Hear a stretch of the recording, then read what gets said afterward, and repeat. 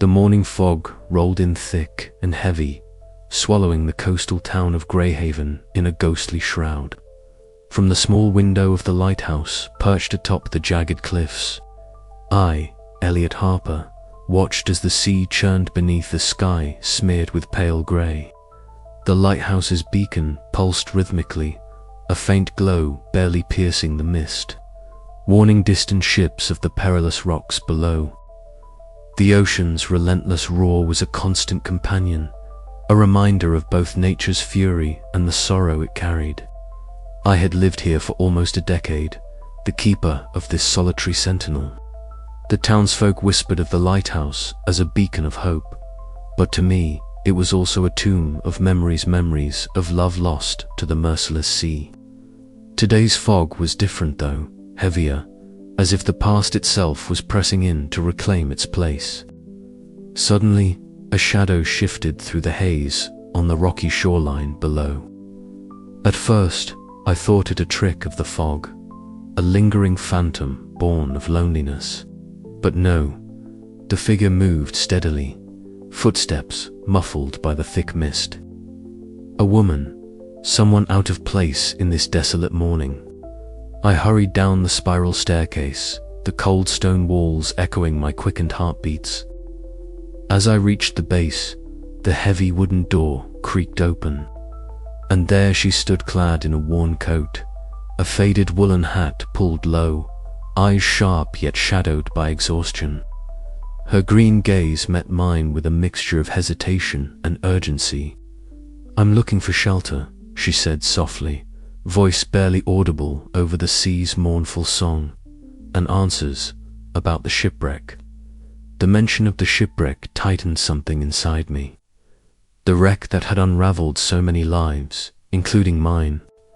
I nodded slowly, stepping aside to let her in. The lighthouse's interior was dim and filled with the scent of salt and old wood. The flickering lantern cast dancing shadows on the walls, mirroring the turmoil roiling within us both. She introduced herself as Marina Wells, a traveler drawn back to this forsaken town by memories she could no longer escape. We sat near the hearth, the warmth battling the chill that clung to our bones and spirits. Our conversation was cautious, each word weighed and measured, revealing fragments of pain linked to the same tragic event at sea. There was a silence that spoke volumes. Two souls bound by loss, navigating the fog of their grief. Outside, the foghorn's distant wail cut through the quiet, a mournful sound echoing the ache in our hearts. As the morning deepened, so did our unspoken understanding. Neither of us knew where this chance meeting would lead, but the fragile connection it forged was undeniable, a flicker of light in the enveloping gloom. A promise that perhaps, even in shadow, hearts could find a way. The fog thickened once more as I glanced out the window, the lighthouse's beacon steady against the mist. For the first time in years, I felt that maybe, just maybe, the tides of sorrow could give way to something new. "Will you stay for the storm coming tonight?" I asked, the question hanging between us like a tentative hope. Marina looked back at me, a faint, weary smile touching her lips. "I think I have no choice." And so, beneath the watchful eye of the lighthouse, two strangers began a journey entwined by the sea's endless mysteries and the shadows of hearts seeking solace. Outside, the fog continued to swirl, thick and unyielding, wrapping the town in its quiet embrace. But inside, amidst the soft glow of lantern light and whispered stories, something fragile and precious had begun to stir. The ocean waited patiently, its secrets buried deep, as two souls braced to confront the past and navigate the uncertain tides ahead. Marin hesitated at the threshold of the lighthouse, the wooden door creaking softly as it swung open under her tentative push. The room inside was circular, the walls lined with time-worn panels of oak that smelled faintly of salt and smoke. A spiral staircase wound upward like a shell's coil, disappearing into the dim light above. Outside, the fog pressed thick against the glass, muting the world beyond into a watercolor blur of grays and blues. She stepped inside, the floorboards creaking beneath her boots, each echo a whispered greeting from the keeper who had beckoned her in. Elias watched from a shadowed corner, his eyes trained on the stranger who had appeared like a sudden tide, unbidden yet somehow inevitable. His voice, low and steady, broke the silence. "It's not often we have visitors in this fog." Marin turned, her gaze meeting his with wary curiosity. "I'm looking for answers," she said, her voice barely above a whisper, "about the shipwreck, about what happened here." Her fingers clenched the strap of her bag, knuckles whitening. He nodded, stepping forward, the weight of years etched into the lines of his face. "The sea keeps its secrets well, but sometimes it lets them slip through the cracks. Come, I'll show you around." As Marin followed Elias through the lighthouse, the two began to share fragments of their stories. Elias spoke first, his tone weathered like the stones beneath the lighthouse. "I've kept this beacon lit for over a decade now. It's meant to guide ships safely, but sometimes the light isn't enough. My wife, she was lost to the sea during that storm 10 years ago." Marin listened, the story stirring a deep ache within her. "I lost someone too," she admitted, voice faltering. "My brother was on that ship. I never got to say goodbye." The ocean's relentless rhythm seemed to pulse around them, the lighthouse walls echoing their shared sorrow. They stood by the large window, watching the waves crash angrily against the cliffs below, the spray like ghostly fingers reaching for the shore.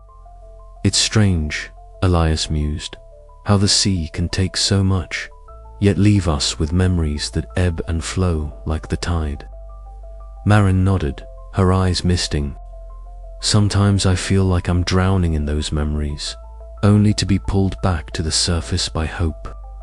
Their voices blended in a fragile harmony, two souls navigating the turbulent waters of loss and longing.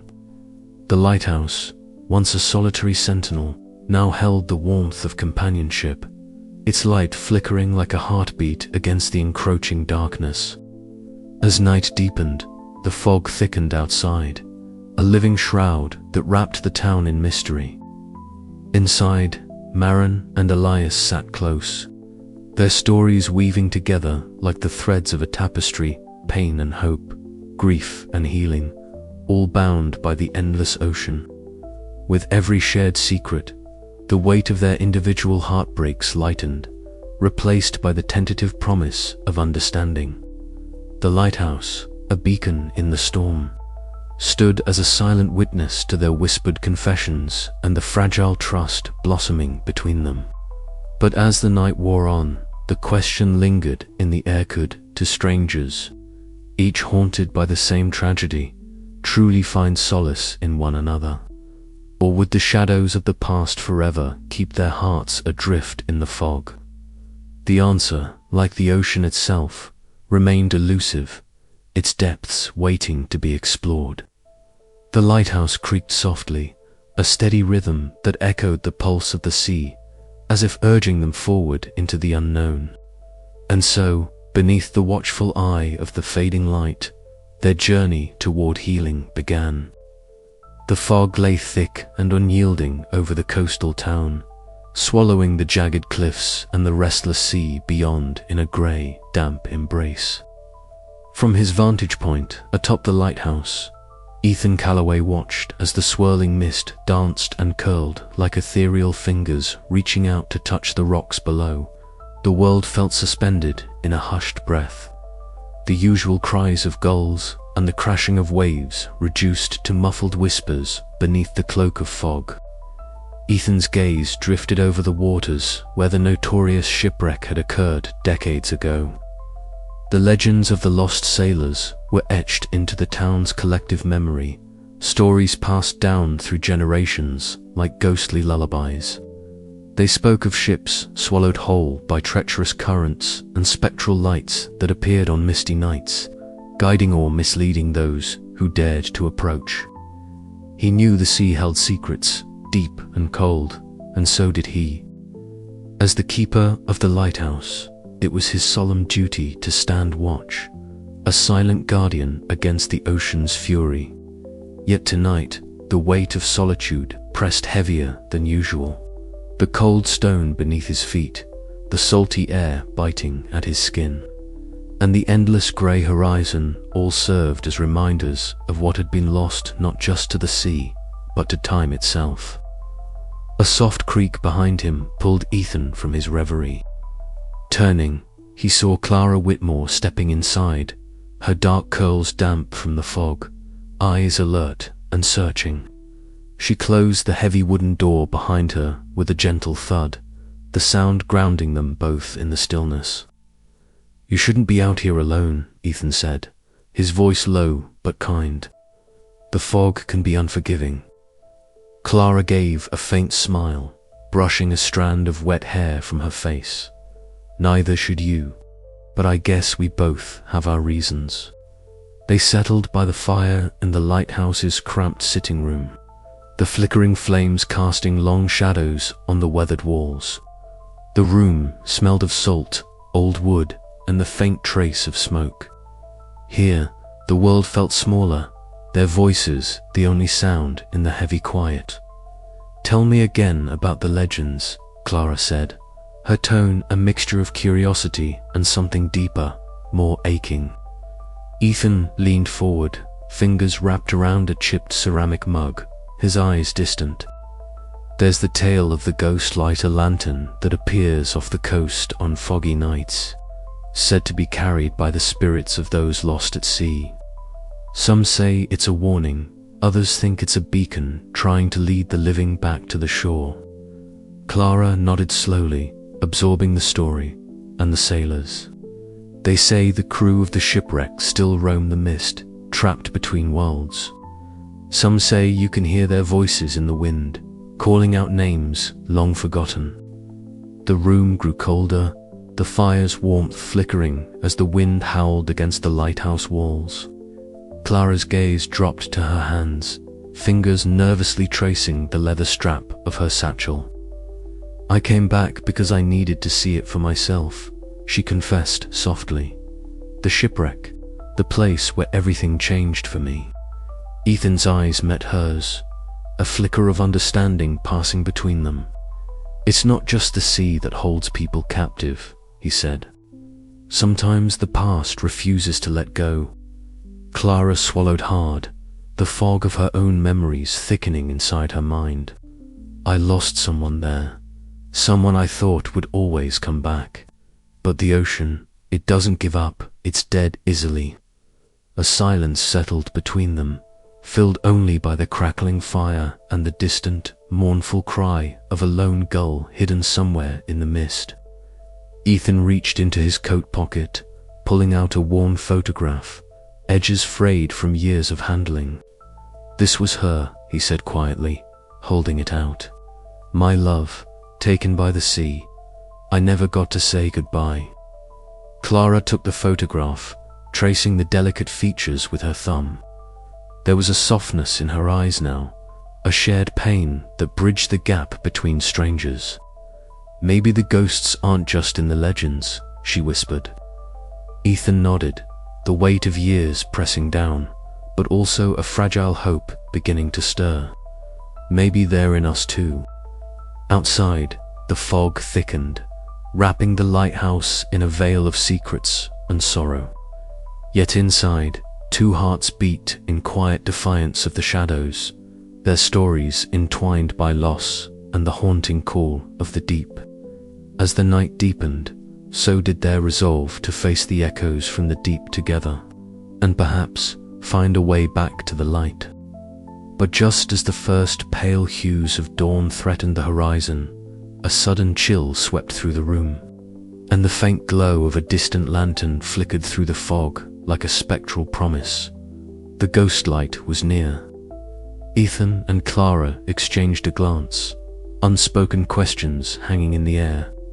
What awaited them beyond the mist? And could the past finally be laid to rest? The ocean whispered its ancient secrets, and the lighthouse waited, steadfast and patient, a beacon against the gathering shadows. The morning had begun, cloaked in the usual fog, a thick, damp veil that softened the edges of the coastal town and muffled the cries of the gulls circling overhead. But by midday, the sky had darkened noticeably, a low rumble of thunder rolling in from the horizon. Elias, standing on the lighthouse balcony, felt the shift in the air-charged stillness before the storm's arrival. His eyes scanned the churning sea below, the waves growing restless, white caps forming like frothy scars on the ocean's surface. Maren emerged behind him, her auburn hair tangled by the wind, cheeks flushed from the cold. "It's coming fast," she said, voice tight with a mix of apprehension and awe. Elias nodded, his gaze never leaving the horizon. "Storms here have a way of stripping everything bare," he murmured. "Not just the land, but the soul." She turned to face him, the green of her eyes shining even under the grey sky. "I feel like that sometimes," she admitted softly, "like the storm inside me is waiting to break loose." Their words hung between them, fragile yet electric, much like the air charged with the promise of rain and wind. The lighthouse, steadfast and solitary, stood as a sentinel against nature's fury, much like Elias and Maren sought to be for each other amidst their own tempests. As the first fat drops of rain splattered against the stone balcony, they retreated inside, the warm glow of lantern light contrasting sharply with the darkening world outside. Maren wrapped her arms around herself, shivering despite the fire crackling in the hearth. Elias fetched a blanket, draping it over her shoulders with a gentle touch. "Tell me," he urged, "what brought you back here?" She hesitated, eyes fixed on the flickering flames. "The wreck," she whispered. "It's more than a legend to me. It's the reason I left and the reason I came back." He sank into the chair opposite her, the weight of his own memories settling between them.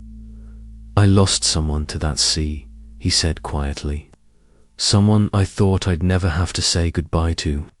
Their voices intertwined, sharing pieces of grief and hope, the ocean's relentless tides a fitting metaphor for the ebb and flow of their emotions. Outside, the storm's fury grew. The wind howled like a mournful ghost. Rain pounded the windows, and the sea roared beneath the lighthouse's sturdy foundation. Suddenly, a sharp crack of thunder shook the walls, and the lights flickered before plunging them into darkness. Elias moved quickly, lighting a lantern whose soft glow cast dancing shadows on the walls. "The storm's taken the power," he said, his voice steadier than he felt. "But the lighthouse still stands." Maren nodded, drawing comfort from the beacon's steadfast presence. Together, they secured the heavy door against the wind's relentless assault, their hands brushing briefly a touch that sparked a fragile connection amid the chaos. Hours passed as the tempest raged, each moment drawing them closer. They spoke of fear and loss, of the loneliness that the sea sometimes imposes. Yet beneath the storm's dark veil, a fragile hope began to bloom like the lighthouse's beam slicing through the night, guiding lost souls home. As the storm finally began to wane, Elias and Maren stepped back onto the balcony. The world was washed clean, the air sharp and new. Lightning flashed, illuminating the sea's restless dance, and in that instant their hands found each other's, a silent vow to face whatever came next together. The horizon hinted at dawn beyond the clouds, and with it the promise of new beginnings. But even as the storm retreated, the questions lingered: how long before the next gale would come, and would their hearts be ready to weather it? The lighthouse stood firm, a beacon of fragile hope in a world shaped by love, loss, and the relentless tides of the ocean. The storm had passed, leaving behind a world washed clean by rain and softened by dusk's gentle embrace. Inside the lighthouse, a golden glow spilled from the kitchen window, beckoning like a harbor to weary travelers. Elias moved quietly around the small room, stacking driftwood onto the fire with practiced care. The flames leaped and crackled, casting flickering shadows that danced along the worn wooden walls. Mara sat nearby, her knees drawn up beneath her chin, watching the firelight with eyes reflecting both its warmth and her own guarded hesitation. The silence between them was comfortable, yet charged with the unspoken stories both carried like heavy stones in their chests. After a long moment, Elias broke the quiet. "The sea has a way of keeping secrets," he murmured, his voice rough but soft. "Sometimes I think it's the only thing that understands what we lose out here." Mara looked up, meeting his gaze. "I came here because I needed to find those secrets," she said, voice barely above a whisper. "The shipwreck, it's part of my story too." From her bag, she carefully withdrew a photograph, its edges softened by time and weather. She placed it gently on the table between them.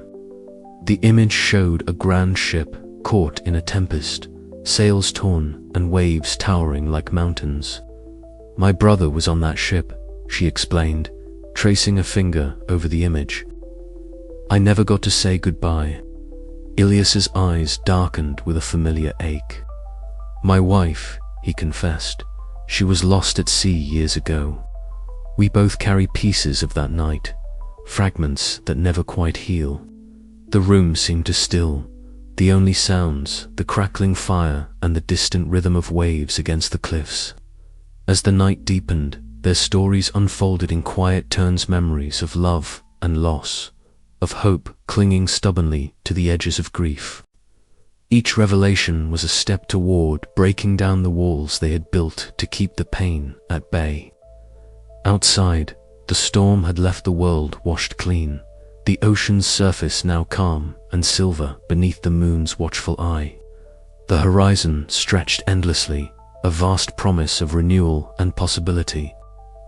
Elias reached across the table, his hand hesitating for a heartbeat before gently enclosing Mara's. The touch was tentative, but filled with the unspoken vow of understanding and shared strength. In that moment, the lighthouse was no longer just a beacon for lost ships, it became a sanctuary for two souls finding their way back from the shadows. They sat together, hands entwined, listening to the ocean's whispered lullaby. Beyond the glass, the night held its breath, waiting for the dawn that would bring new beginnings. But as the fire burned low and the first hints of morning crept over the water, neither of them dared to speak the words that hovered on the edge of their hearts. Instead, they let the silence say what they could not. Hope was not yet lost, and perhaps, in each other, they might find the courage to heal. The lighthouse, steadfast and solitary, watched over them, its light a steady pulse against the dark. It was a reminder that even in the deepest night, there was a glimmer, promise that love, like the ocean's tides, could return again and again. And so they waited, two broken hearts anchored by the same storm, ready to face whatever the dawn would bring together. As the first pale light of day began to seep through the fog, Elias and Mara remained by the fire, their shared secrets weaving a fragile thread of connection. Outside, the ocean sighed softly, carrying away the last echoes of the storm and beckoning them toward a horizon filled with quiet, shimmering hope. What would come next was uncertain, but for the first time in a long while, both felt the stirrings of something new, something worth holding on to. And the sea, eternal and patient, awaited their next step. The salty temps of the sea crept through the open window, mingling with the faint scent of burning wood from the lighthouse's ancient hearth. Mara sank into the worn leather armchair, the firelight casting dancing shadows across her face, illuminating the delicate lines of worry etched deep beneath her green eyes. Elias stood near the window, his gaze fixed on the restless ocean beyond, waves crashing against jagged rocks in a ceaseless rhythm that seemed to echo the turmoil within both their hearts. She took a deep breath, the warmth from the fire battling the chill that had settled in her bones since arriving in this fog-drenched town. "I didn't come here to revisit memory," Mara began, her voice barely above a whisper. "But sometimes the past has a way of pulling you back, no matter how far you try to run." Elias shifted his weight, turning to face her fully, his eyes, as deep and turbulent as the sea itself, softened with understanding. "You don't have to face it alone," he said quietly. The room fell into a heavy silence, save for the crackling fire and the distant call of seabirds. Mara's fingers toyed nervously with the frayed edge of her coat.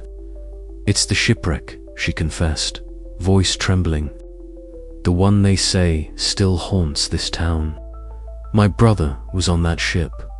When it went down, I lost him and so much of myself." Her words hung in the air like fragile seashells, raw and vulnerable. Elias nodded slowly, the weight of her sorrow pressing against his chest. "I lost someone too," he admitted, stepping closer as if bridging the physical space would also close the emotional distance. "My wife, she was taken by the sea years ago. The same sea I've been trying to keep others safe from ever since." Their eyes met, a quiet recognition passing between them, two souls adrift, tethered by grief and the haunting legacy of that cruel wreck. Mara swallowed hard, the tears threatening to spill, but held back by the sheer force of will. "How do you keep going?" she asked, voice cracking.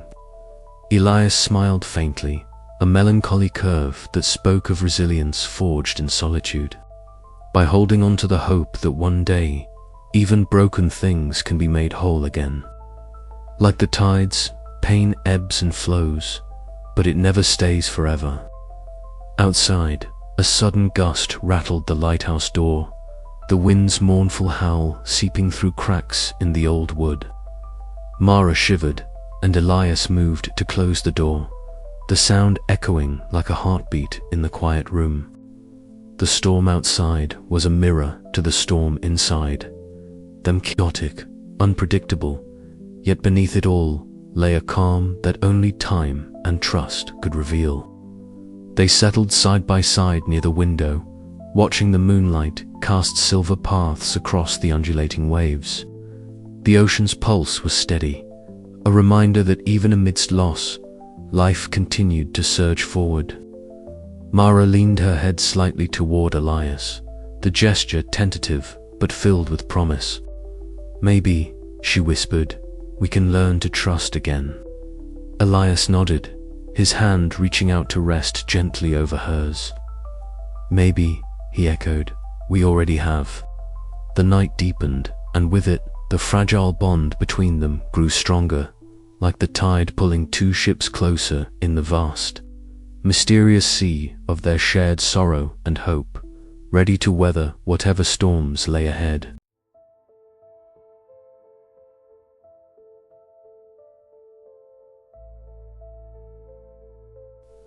The night had crept in quietly, swallowing the coastal town whole in its thick, clammy fog. From his post by the lighthouse window, Elias watched the creeping mist roll off the ocean like a living thing, curling around the jagged rocks below. The usual comforting rhythm of the waves was muffled, as if the sea itself was holding its breath. He rubbed his hands together, the chill seeping through his threadbare sweater. The unexpected arrival of Mara earlier that day had unsettled the steady cadence of his solitary life. She was a stranger with eyes full of questions and a heart heavy with secrets that, as he was beginning to suspect, mirrored his own. Outside, the fog thickened, and suddenly, a faint glow appeared on the water's surface. At first, Elias thought it was a trick of his weary eyes. But as the light pulsed and flickered, he felt a cold shiver run down his spine. He stepped back inside, only to find Mara standing behind him, her face pale but eyes wide with the same recognition. "Do you see that?" she whispered. Elias nodded, his voice caught somewhere between disbelief and wonder. "It's the lights again." Mara moved closer to the window, pressing her palm against the cool glass. "My grandmother used to tell me about these lights," she said softly, "how they were the souls of lost sailors, trapped between the tides, forever searching." Elias leaned against the window frame, the weight of her words settling heavily in the room. "I've always been skeptical," he admitted. "But after all these years here, watching the sea and listening to the stories, sometimes I wonder if there's more truth to them than I want to believe." They stood in silence, the only sound the faint hum of the lighthouse beacon cutting through the fog. The glow on the water pulsed again, brighter this time, casting ghostly reflections that danced across the waves. Mara swallowed hard, her eyes reflecting the ethereal light. "I came back here because I needed to understand, to face the part of me I've kept buried, the part tied to that shipwreck." Elias's gaze softened. "I know that feeling. This lighthouse, this town, it holds memories I can't escape. Sometimes I think it's the ghosts of those memories that keep me here." The fog pressed closer, enveloping the lighthouse like a shroud. Outside, the mysterious lights continued their silent dance, blurring the line between reality and legend. Elias reached out, hesitating for a moment before resting his hand gently on Mara's arm. "Whatever those lights are," he said, "we're not alone tonight." Mara met his gaze, a fragile smile breaking through her sorrow. "Maybe that's enough." As the night deepened, they shared stories, her grandmother's tales, his recollections of a love lost to the sea, the haunting weight of their intertwined pasts. The lighthouse, once a symbol of isolation, became a beacon of shared hope. And in the swirling mist, beneath the watchful eye of the ocean, two haunted souls found an unexpected connection, one that would carry them through the darkness toward a fragile dawn. The glow on the water flickered once more, then faded into the night. But the memory of it lingered, a reminder that some ghosts were not meant to be feared, but embraced. The fog showed no sign of lifting, yet inside that ancient tower, a light had been kindled, one that neither time nor tide could extinguish. As Elias and Mara turned away from the window, the lighthouse's beam swept out over the restless sea, cutting a path through the mist. And somewhere, just beyond the horizon, the past and present whispered their secrets into the night. But what awaited them when the fog finally lifted? The question hung in the air, as uncertain and endless as the ocean itself.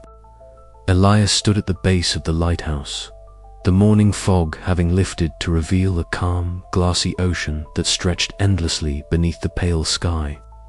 He was already in the habit of rising early, the steady routine of his duties anchoring him against the tides of memory that sometimes threatened to sweep him away. Today, however, was different. Mara had offered to help with the lighthouse chores, a small gesture that stirred a mix of gratitude and hesitation within him. "Ready to climb?" Elias asked, his voice steady but warm. Mara nodded, adjusting the strap of her satchel before starting up the narrow spiral staircase. Each step creaked softly beneath her boots, the wooden boards worn smooth by years of footsteps. Elias followed close behind, his eyes tracing the delicate interplay of light and shadow cast by the rising sun filtering through the lighthouse windows. The air was cool and carried the briny scent of the sea, mingled with the faint musk of aged wood and oil from the lantern room. Mara's breath came in quiet puffs, a subtle rhythm that Elias found comforting amidst the silence. "I never realized how intricate this place is," Mara murmured as they reached the lantern room. Her fingers brushed reverently over the great Fresnel lens, its concentric circles capturing and bending the light like a prism. Elias smiled softly. "It's a delicate balance. The light has to be clear and strong, just like the heart." They set to work polishing the lens together, their hands occasionally brushing. Mara's touch was tentative at first, but Elias sensed her growing confidence, the tremor in her fingers easing under the steady guidance of the keeper. As the glass gleamed, fragments of light fractured across their faces, painting them in shifting patterns that felt almost like a dance. "You're a natural," Elias said, his tone gentle. Mara glanced up, a faint blush coloring her cheeks. Maybe I just like being near the light." A silence settled between them, comfortable and charged. Outside, the ocean lay tranquil, the waves whispering secrets to the shore.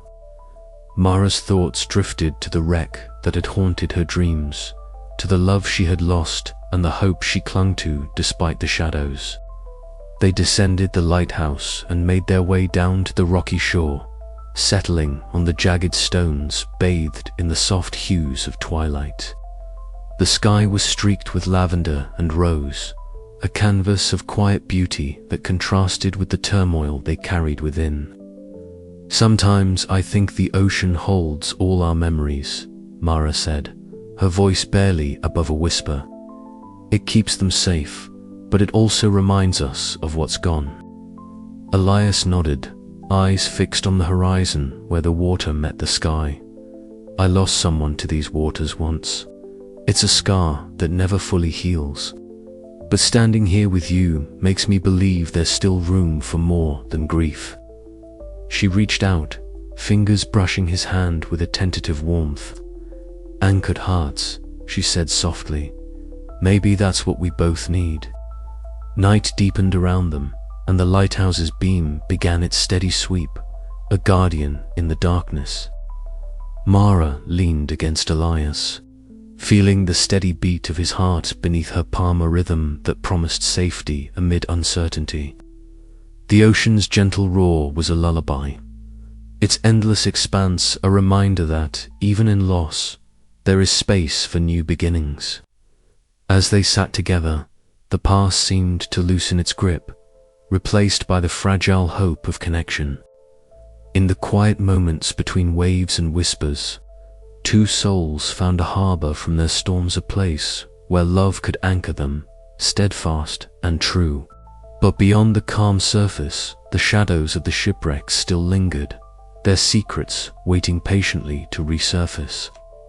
And as dawn approached, Elias and Mara both knew that their journey was only just beginning. The attic was silent, except for the soft creak of floorboards beneath their feet and the distant crash of waves against the jagged cliffs. Dust motes danced lazily in the golden shafts of sunlight that pierced the grimy window panes. Elias crouched beside the ancient chest, its wood swollen and cracked from years of salty air and neglect. With a steady hand, he lifted the heavy lid and peered inside. Mara stood close behind him, her breath catching in her throat as her fingers brushed against the edges of the fragile papers nestled within. The chest was a time capsule. Inside lay bundles of letters tied with thread so faded it threatened to dissolve at the slightest touch. Each envelope bore names scrawled in elegant, looping script, some addressed to lovers, others to family members long lost to the sea. Mara's heart pounded as she pulled out a letter, the paper brittle and yellowed with age. She unfolded it carefully, the scent of salt and aged ink rising to greet her. Her eyes scanned the words, and as she read a familiar name, a name that echoed from her own family history, her hands trembled. The letter spoke of promises made beneath the stars, of longing and impending separation, written by a sailor whose fate was sealed by the very wreck that haunted the town. Elias watched her closely, his own fingers clutching a letter that bore the seal of a captain who had perished in the storm. The words within were a haunting farewell, filled with love and regret. Written in the final hours before the ship met its doom, memories, long buried beneath years of solitude and duty, rose to the surface like the tides. He turned toward the window, gazing out at the restless sea that had claimed so much, the weight of the past pressing down on him. "These letters," Mara whispered, her voice thick with emotion, "they're pieces of lives cut short, but they also connect us, in ways I never imagined." Elias nodded slowly, the lines on his face deepening. "It's as if the sea has a memory, and these words are its echoes." Together, they sat amidst the fading light, reading aloud passages that spoke of love, loss, hope, and despair. Each letter was a thread weaving their stories together, binding them not only to the shipwreck's tragic history, but to each other. The fragile paper held more than words, held the power to heal wounds that neither had dared confront alone. As dusk settled over the coastal town, the lighthouse stood sentinel, its beam cutting through the gathering twilight. Inside, two souls, once strangers, found themselves entwined in a narrative far larger than either had anticipated. The past had spoken, and now the future beckoned, uncertain but filled with the promise of connection and redemption. Yet questions lingered in the air, as persistent as the ocean's call. How would these revelations reshape their understanding of themselves and each other? Could the fragile hope ignited by these letters withstand the shadows that still clung to their hearts? The night deepened, and with it, the story of Elias and Mara unfurled an intricate dance of love and loss, bound forever by the letters from the past. As the last light faded, Mara folded the final letter carefully, her gaze meeting Elias's. "We can't change what happened," she said softly, "but maybe we can choose what comes next." He smiled faintly, the first genuine warmth she'd seen from him in days. "Together," he replied, "we might just find a way." Outside, the ocean whispered secrets beneath the moonlight, and the lighthouse, steadfast and sure, promised to guide them through whatever storms lay ahead. The morning air was crisp and sharp, carrying the scent of salt and seaweed as Mara stood on the jagged shoreline, the tide rhythmically beating against the rocks like a heartbeat. The fog that had cloaked the town since dawn lingered, swirling in pale tendrils around her legs, cold and damp. She adjusted her diving mask for the 10th time, her fingers trembling slightly despite her resolve. The ocean before her was a vast expanse of muted blues and greys, a mirror to the melancholy that had settled deep inside her since her arrival. Elias stood on the lighthouse balcony, his gaze fixed on the restless waves. The wind tugged at his coat, and the salty spray kissed his weather-beaten face. He had watched Mara's preparations with a mixture of admiration and apprehension. She was determined to face the wreck to unearth whatever lay beneath the surface that had haunted both their lives. Yet, the sea was unforgiving, and his heart clenched with worry. Mara's breaths came steady and measured as she slipped into the icy water, the shock of cold biting at her skin but fueling her focus. The weight of her wetsuit anchored her as she descended slowly, the world above dimming into a distorted, shimmering veil. Her flashlight pierced the murky depths, revealing the contours of the shipwrecked twisted beams, shattered hull, and scattered remnants of a life abruptly ended. Each movement was deliberate, her hands brushing aside silt and debris as memories flooded back her brother's laughter. The storm's fury, the helplessness she had felt when the waves claimed him.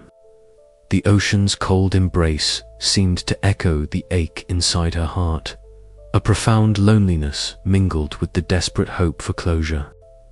Above, Elias paced the lighthouse balcony, the fog wrapping around him like a ghostly shroud. His mind raced through every possible outcome, the worst threatening to overwhelm him. Yet, there was something about Marae, her bravery, her vulnerability, that stirred a protective instinct within him.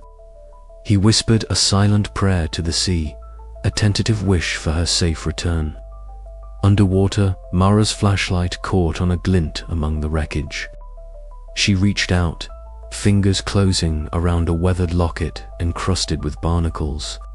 Her breath hitched as she gently pried it open, revealing a faded photograph of a young couple, two faces full of hope and promise, frozen in time. Her thoughts raced. Could this be connected to her own loss? To the stories whispered in the town about the shipwreck?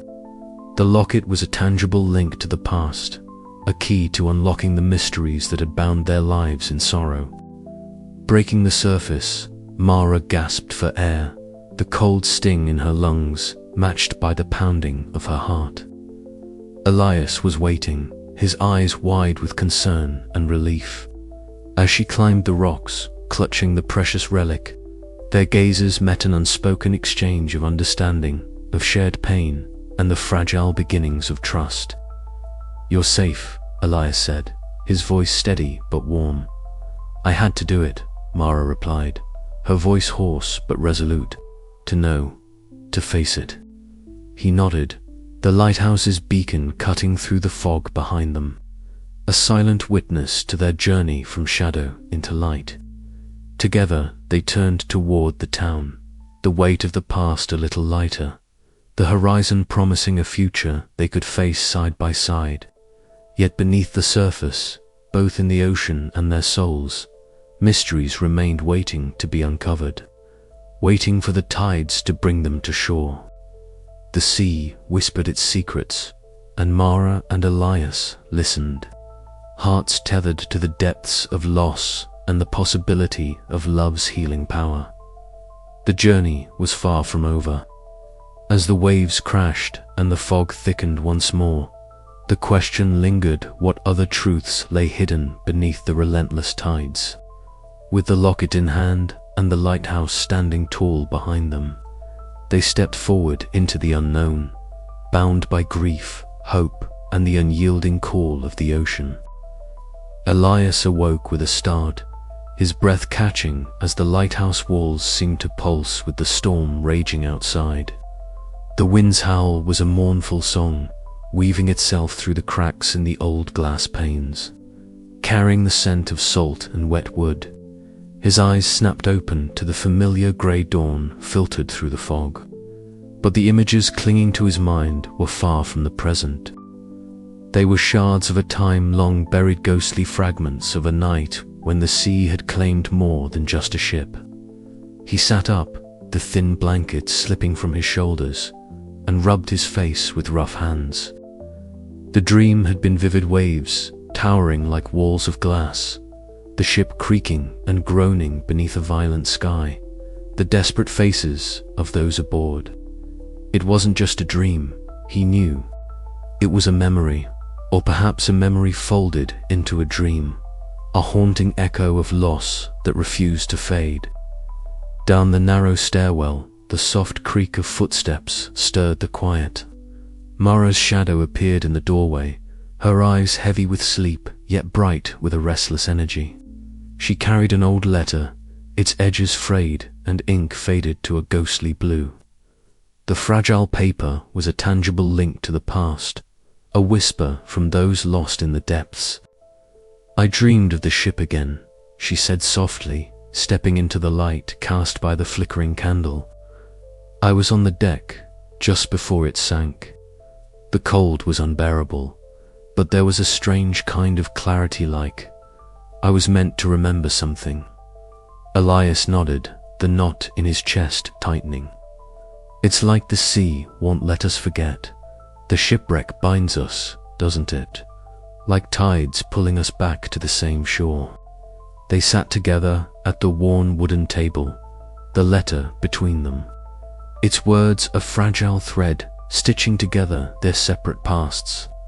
Mara read aloud, voice trembling as she traced the faded signatures and heartfelt pleas. Elias listened, eyes fixed on the drifting fog outside, where the ocean swallowed the horizon in a misty embrace. Their memories surfaced in fragments, snatches of laughter, whispered promises, and the sudden shattering of dreams beneath a blackened sky. Each recalled a face, a moment, a feeling lost beneath years of silence and shadow. The dual narration of their hearts revealed the complex tapestry of love and loss, the way grief shaped their identities like watercarves, stone. As the morning deepened, a sudden gust rattled the window panes, snuffing out the candle's flame. Darkness enveloped the room, yet between them, a fragile light blossomed, a shared understanding that even in the deepest shadows, there was space for hope. "We carry them with us," Mara whispered, "those who were lost. But maybe, in remembering, we can find a way forward." Elias reached out, his hand warm against hers, anchoring them both amidst the swirling currents of their pasts. The fog outside began to thin, and with it, the weight of unspoken sorrow lifted just enough for a new day to begin. But as their hearts cautiously opened, the question lingered in the salty air. Could two broken souls, tethered by tragedy, learn to heal together, or would the ghosts of the deep forever keep them apart? The lighthouse stood steadfast, a silent sentinel watching over the restless sea and the fragile hopes of those who dwelled within its circle of light. Elias stood on the narrow balcony that wrapped around the lighthouse's lantern room, the chill of the early morning fog seeping through the thick wool of his coat. The ocean below was a vast, unchanging expanse of grey, the waves folding into themselves with a steady, relentless rhythm that matched the beat of his own heart. He breathed in the salt-tinged air, the cold biting at his cheeks, and let his gaze drift out toward the horizon, where sea and sky blurred into an indistinct whisper.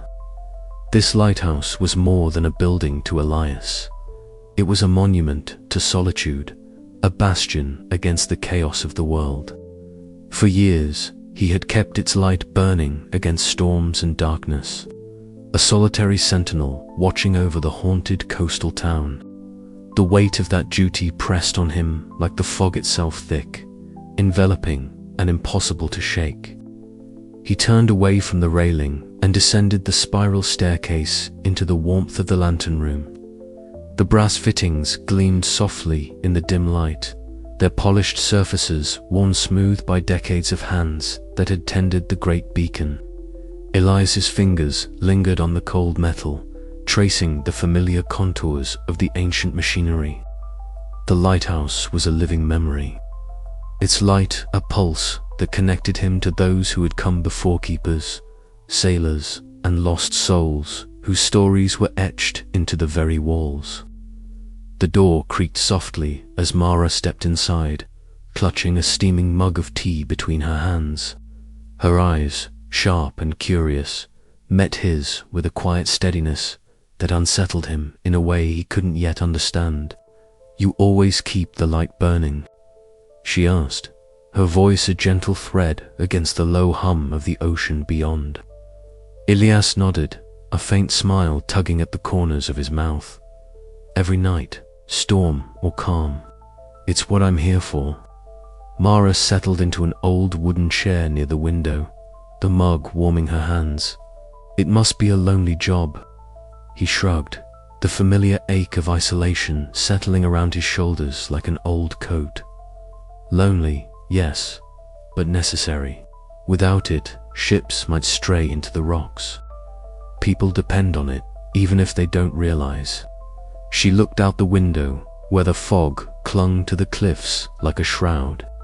"What about you? Who's here for you?" The question hung between them, heavier than the mist outside. Elias looked away, staring down at the worn floorboards. "No one. That's how it's always been. My family. They left long ago. This place is my home, my burden." Mara's eyes softened. "Burdens don't have to be borne alone." He met her gaze then, surprised by the warmth that flickered in her green eyes. For the first time in a long while, Elias felt a crack in the fortress of solitude he'd built around himself. Later, as the fog began to lift with the slow approach of evening, Elias watched Mara as she sketched the lighthouse in her notebook. Her pencil moved deliberately, capturing the intricate details of the weathered stone and the lantern perched high above. The quiet concentration on her face, the gentle way her brows furrowed in thought, was a balm to his restless spirit. A small smile broke through his usual reserve. Perhaps, he thought, the lighthouse didn't have to stand alone in the dark. Perhaps, with Mara here, the light could shine a little brighter, not just out to sea, but within his own heart. Yet, beneath the tentative hope lay the ever-present shadow of the past, the heartbreak tethered to the shipwreck that haunted both their lives. Elias knew that before they could truly find solace in each other's company, they would need to confront those ghosts lurking beneath the surface. For now, though in the quiet warmth of the lantern room, two souls shared a fragile companionship amid the lingering fog, each daring to imagine a future beyond the burden of solitude. As the night deepened, the lighthouse's glow pulsed steadily, a beacon against the encroaching darkness. Outside, the ocean whispered its eternal song, carrying with it the promise of stories yet to be told. And somewhere in the distance, beyond the veil of mist and memory, the shipwreck awaited its reckoning. The light would not falter, neither would they. But the question lingered like the fading fog. Could two hearts, long shadowed by loss, find the courage to open and heal? Elias took a slow breath, steeling himself for the days to come and for the truths he had yet to share. The night was far from over.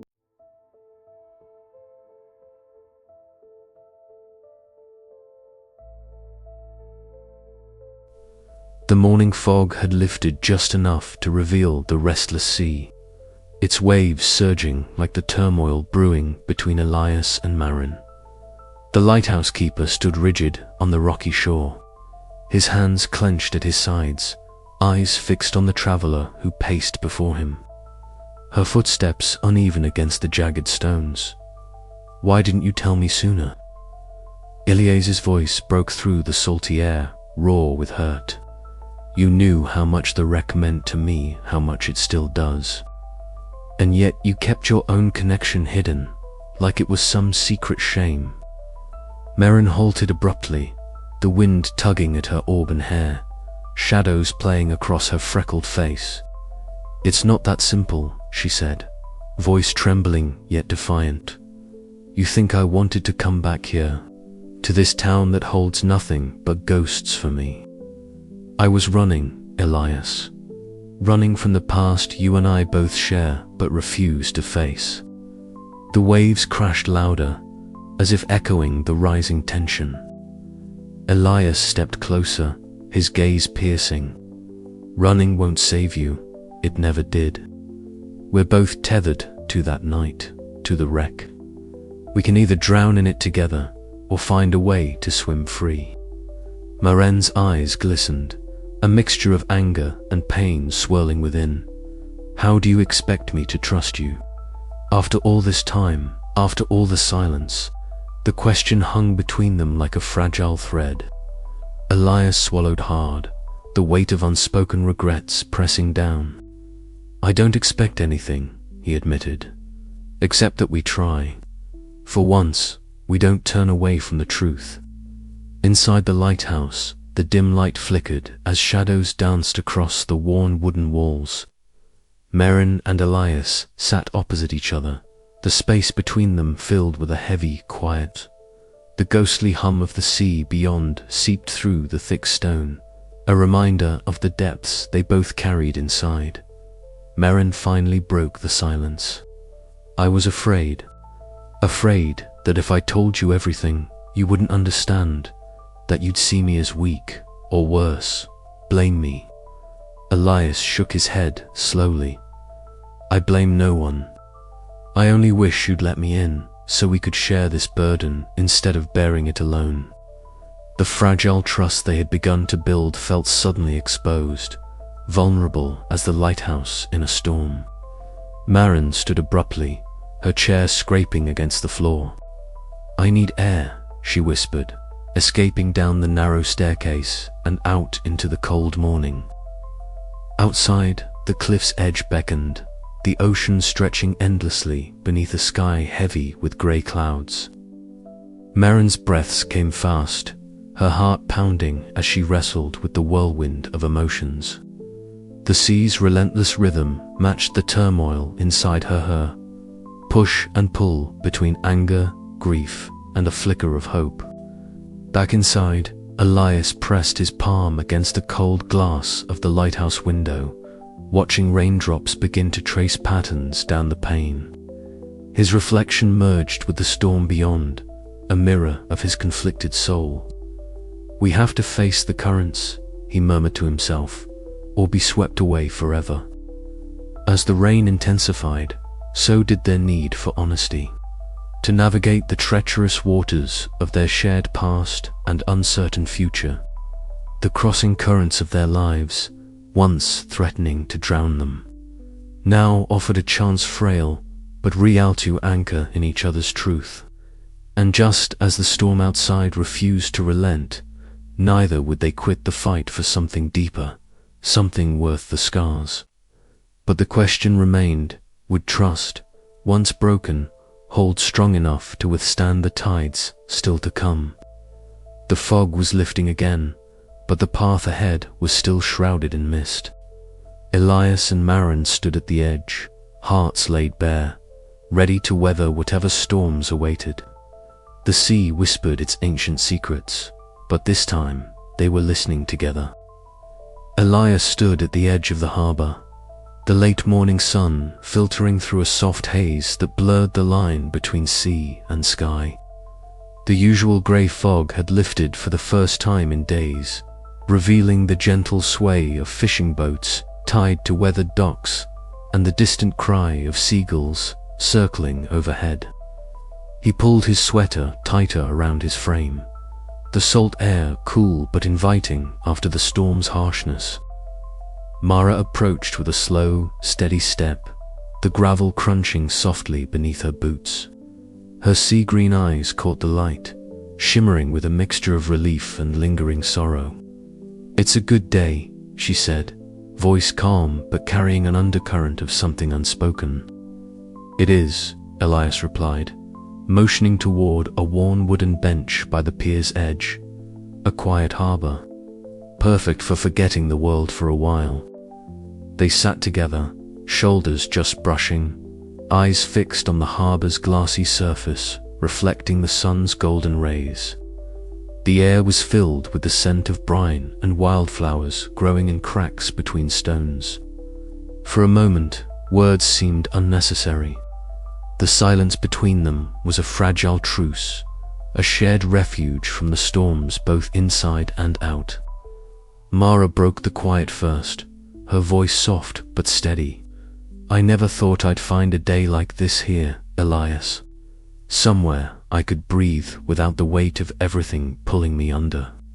He turned to her, a slow smile breaking the usual stoicism etched on his face. The sea has a way of reminding us there's always a calm after the storm. Sometimes we just have to wait for it. She nodded, her gaze drifting to the horizon where a lone fishing boat bobbed gently. Do you think we could find that calm together? Elias's heart quickened, not from hope, but from the cautious possibility it presented. I want to believe that. I want to believe we can learn to trust again, even after everything we've lost. Their conversation drifted to lighter memories. Elias shared tales of his grandfather, who once tended the lighthouse with a laugh that could chase away the darkest fog. Mara laughed, the sound ringing clear and true, a balm to the wounds they both carried. The warmth between them grew, fragile but undeniable. As afternoon bled into evening, the harbor transformed. Lanterns flickered to life, casting shimmering reflections that danced upon the water's surface. The scent of salt mingled with wood smoke from nearby chimneys, and the gentle slap of waves against the pier became a steady rhythm. Elias reached out, hesitating only a moment before his hand found Meras. The contact was electric and comforting all at once. Promise, without words, that they were no longer alone in their grief. "Whatever comes next," Mara whispered, "I want to face it with you." Elias squeezed her hand, his voice thick with emotion. "Me too. The past may haunt us, but maybe love can be the light that guides us through." The harbor around them softened under the twilight, a quiet sanctuary where two broken souls dared to dream of healing. For the first time since the wreck, the ocean's endless horizon didn't feel like a threat, but an invitation. And as night settled, the lighthouse's beam swept across the water steady, unwavering, a beacon of hope for what lay ahead. But even as peace embraced them, shadows lingered at the edges of their hearts. Could the fragile trust they built withstand the tides yet to come? Only time would tell, as the harbor held its breath, waiting. Elias and Mara remained seated on the pier, fingers intertwined, watching the last light fade from the sky. The silence was no longer empty, but filled with quiet promise. In that harbor of hope, love began to bloom anew. The sky darkened suddenly that afternoon, an ominous blanket of charcoal clouds swallowing the horizon. The air thickened with the salty temps of an impending tempest, and Elias felt the familiar tightening in his chest, warning born from years guarding the lighthouse against nature's fury. He moved swiftly, securing loose equipment and double-checking the lantern's mechanisms. The lighthouse groaned beneath the rising wind, its sturdy frame a lone sentinel battered by the brewing storm. Outside, Mara watched from the edge of the cliff, her hair plastered to her face by the relentless drizzle. The harbor below churned violently. Boats that once swayed gently now thrashed against their moorings like trapped creatures. She shivered, not from the cold alone, but from the raw power of the ocean unleashed. The storm was more than weather. It was a reckoning. "Elias," she called out, voice nearly lost to the howl of the wind. "Do you think the lighthouse will hold?" He glanced back, eyes sharp despite the fatigue. "It has to. It's the town's heart." Rain lashed at them both, drumming a relentless rhythm that echoed their rising anxiety. As the first lightning forked across the sky, the world seemed to hold its breath.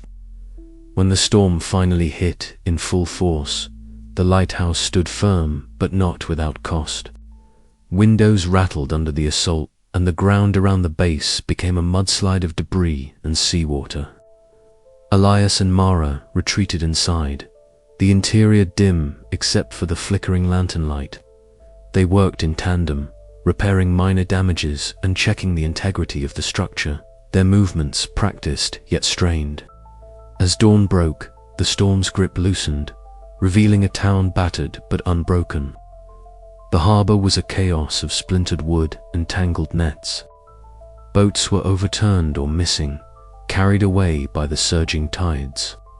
The salt air was thick with the scent of wet earth and something deeper loss. Elias stepped outside, boots sinking into the soggy ground, eyes scanning the ruined skyline. Mara joined him, placing a steadying hand on his arm. "It's hard to see it like this," she admitted softly. He nodded, voice low, "But it's still here. We'll fix it." Their resolve was tested further as the town convened in the community hall. Mayor Thompson's voice was steady as he spoke of damage assessments and recovery efforts, but the worry etched on his face mirrored the unspoken fears of all present.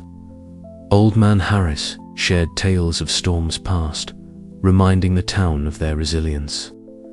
In the days that followed, Elias and Mara worked side by side, clearing debris, repairing docks, and restoring the lighthouse's beacon.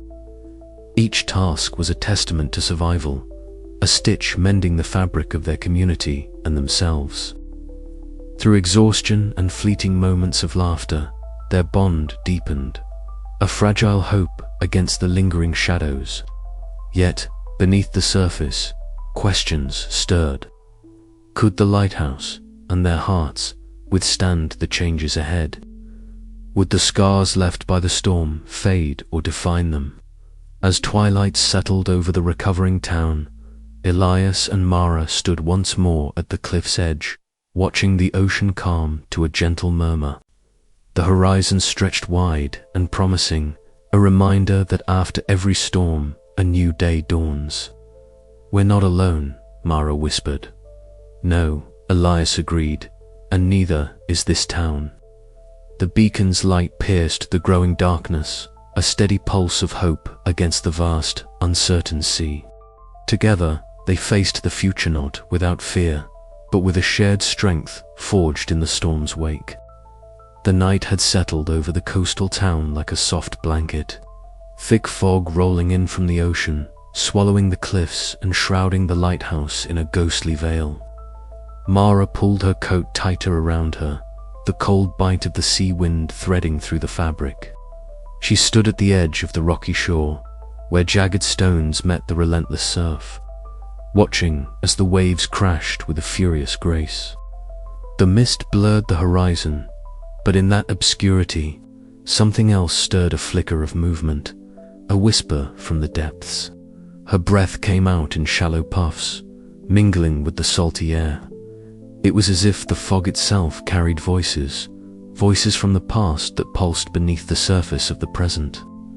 She closed her eyes briefly, and the world shifted.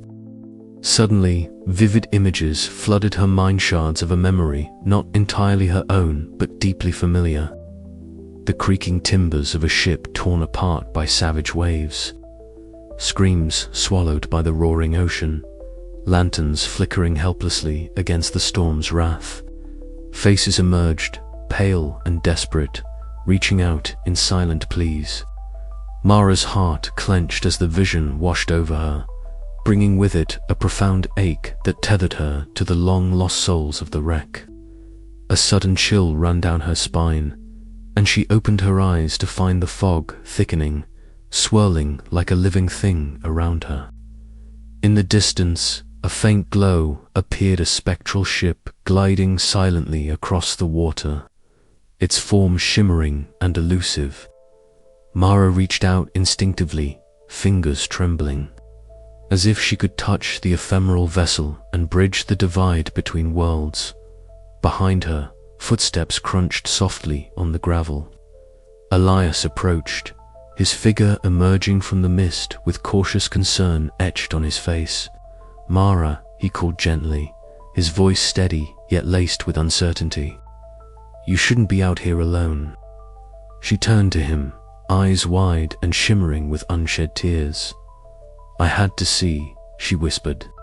"I had to know if the stories were true, if the ghosts still linger."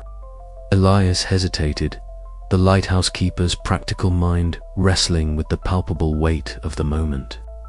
He had tended the beacon for years, a sentinel against the sea's dangers, but the supernatural had always been a realm he approached with skeptical distance. Yet, seeing Mara's haunted expression and the raw vulnerability that trembled beneath her words, his resolve softened. "Come inside," he said, gesturing toward the lighthouse. "Warm yourself by the fire." Inside the lighthouse, the amber glow of the lantern cast long shadows along the worn wooden walls. The scent of salt and aged timber mingled with the faint aroma of burning pine. Mara sank into a creaking armchair, her hands clasped tightly in her lap. Elias knelt beside her, his gaze steady and reassuring. "Tell me what you saw," he urged gently. Her voice quivered as she began to recount the vision fragments of the ship's final night. The desperate scramble of sailors, the icy grip of the ocean claiming its victims. She spoke of faces she recognized, names whispered in the town's old legends, and a sorrow that felt almost like her own. Elias listened, the lines on his face deepening, not from doubt, but from empathy. "I've always believed the sea holds memories," he said softly, "not just of storms and shipwrecks, but of the people who lived and loved and lost here. Maybe it's not so strange that you'd see what others can't." Together, they sat in companionable silence, the fire's crackle punctuating the stillness. Outside, the fog pressed against the windows, and the ocean beyond sang its endless song, a lullaby of love and loss, of endings and beginnings. Mara's eyes met Elias's, and in that shared gaze, a fragile thread of hope wove itself between them. The ghosts of the past had found their voice, and perhaps, through that haunting longing, healing was possible. But as the spectral ship vanished into the mist and the dawn approached, a question lingered in the air. Could they truly lay the past to rest, or would the ocean's depths hold them captive forever? The night held its breath, and the lighthouse stood steadfast, beacon not just against the dark sea, but against the shadows within their hearts. Elias shifted uneasily on the jagged stones beneath him, the cold seeping through his worn trousers, like the memories he'd long tried to keep buried. The ocean before him roared with relentless energy, its waves crashing against the shore with a force that seemed to echo his turmoil. He glanced sideways at Merrin, her silhouette framed by the brooding grey sky. She was quiet, her gaze fixed on the restless sea as if searching for answers within its depths. "You know," Elias began, his voice rough as gravel, "the ocean never truly rests. It pulls, it pushes, but it never stops. Kind of like the weight we carry inside." His eyes met hers, dark and shadowed. "I've held on to things for so long, things I thought I could keep locked away. But it's like the tide, you can't fight it forever." Marin's breath caught a soft sound swallowed by the wind. She reached into her satchel, fingers trembling as she pulled out a faded photograph. The edges were worn, the image blurred by time and tears. "That's my sister," she said quietly, voice barely above a whisper. "She was on the ship, the one that wrecked here all those years ago. I thought I was coming here to find closure, but I didn't realize I was just running from the truth." Elias nodded slowly, swallowing the lump in his throat. "I lost someone too," he admitted. "Not to the sea exactly, but to what it represents, the endless, unforgiving force of nature that takes and takes, leaving us to pick up the pieces. I keep the lighthouse lit for them, for the ones we lost and the ones we still carry in our hearts." The wind tugged at their clothes, carrying the scent of salt and damp earth. Marin's eyes glistened with unshed tears, the photograph trembling slightly in her hands. "I was afraid to say it out loud, that maybe, if I did, I'd lose her all over again. Sometimes, the only way to keep them close," Elias said softly, "is to let the pain in, not push it away." They sat in silence for a moment, the ocean's roar filling the space between them. Then Marin reached out, her hand brushing against Elias's. The contact was tentative but electric, a fragile bridge over the chasm of their shared grief. "What if we don't have to carry this alone anymore?" she whispered. Elias squeezed her hand gently, a faint smile breaking through his usual reserve. "Maybe the tide can bring us something new instead of just taking away." As the sky began to lighten with the first pale hues of dawn, the two found solace in each other's presence. The relentless ocean before them was no longer just a symbol of loss, but a reminder of the possibility of ebb and flow, endings and beginnings intertwined. Their confessions, once heavy and suffocating, now felt like the rising tide lifting them both toward an uncertain but hopeful horizon. And in that moment, beneath the shadowed cliffs and the watchful lighthouse, Elias and Maren took the first steps toward healing together. But as the waves whispered secrets to the shore, an unspoken question lingered in the salty air. Could the fragile trust they'd forged withstand the storms yet to come? Elias was adjusting the dials on the lighthouse's control panel when the lights blinked once, twice, then faded entirely, plunging the entire tower into an all-consuming darkness. The sudden silence was broken only by the whisper of waves crashing against the rocky shore below and the distant rumble of a retreating storm. For a heartbeat, he stood frozen, the faintest chill crawling up his spine as the familiar beacon of light vanished. "The power's out," Mara said softly from behind him, her voice barely more than a breath. She'd been examining the faded nautical charts pinned to the wall, her fingers tracing the route of the old shipwreck.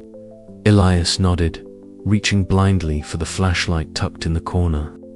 The beam pierced the inky blackness, revealing Mara's face softened by the warm glow of the light, her eyes wide but steady. "We'll get it back on soon," he promised, though the electrical panel stubbornly refused to respond. The lighthouse had always been a fortress against the dark, a sentinel guiding lost souls to safety. Yet now, without its beacon, it felt exposed, bare and vulnerable, mirroring the sudden fragility Elias sensed within himself. He glanced at Mara, whose presence was at once a comfort and a reminder of the solitude he'd long accepted.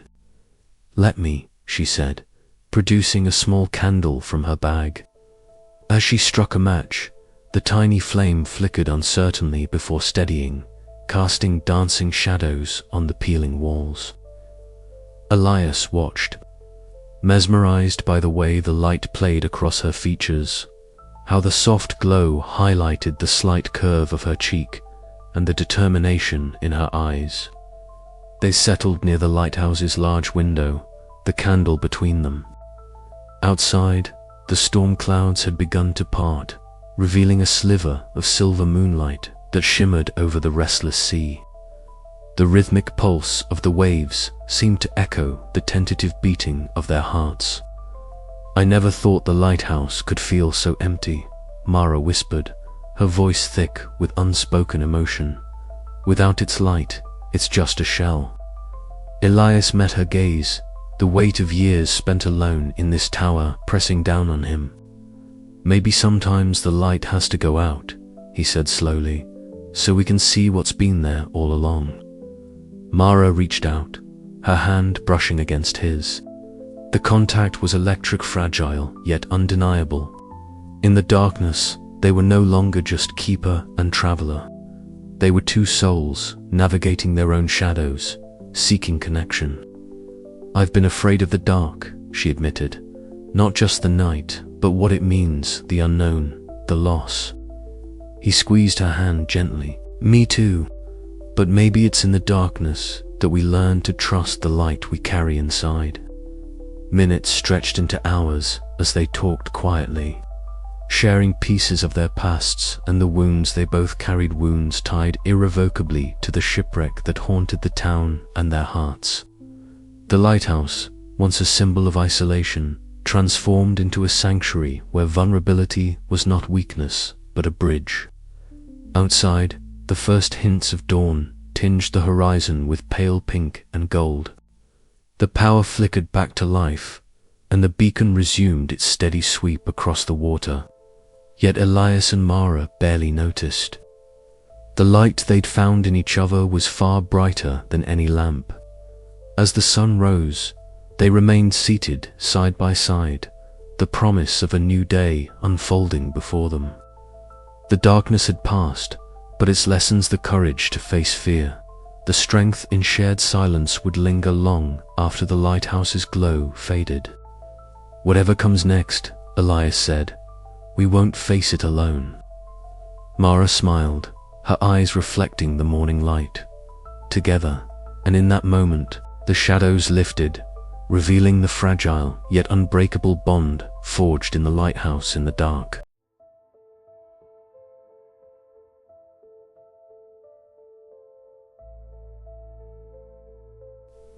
Mara sat by the lighthouse's fireplace, the warmth doing little to soothe the chill that had settled deep within her bones.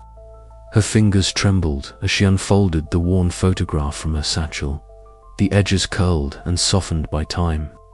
The flickering light cast wavering shadows across her tear-streaked face, revealing every crack and fissure carved by years of silent grief. "Evan," she began, voice barely above a whisper, "there's something I need to tell you. Something I've never told anyone." She paused, searching his steady gaze as if seeking permission to unravel the threads of her heart.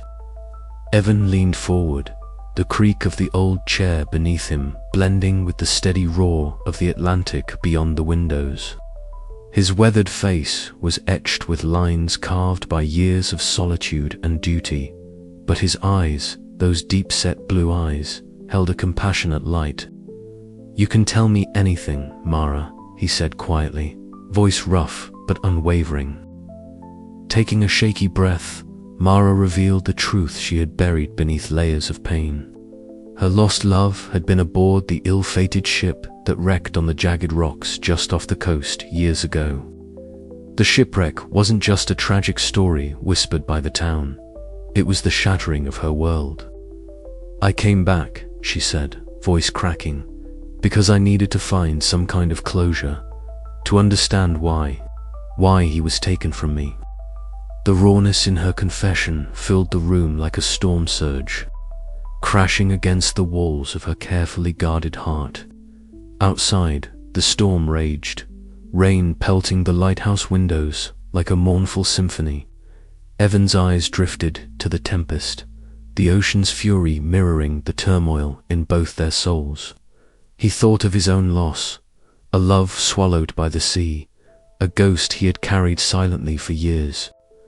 "I know what it's like to lose someone to these waters," he murmured, voice thick with emotion. "It's like the ocean takes a part of you, but leaves you stranded, adrift in the fog."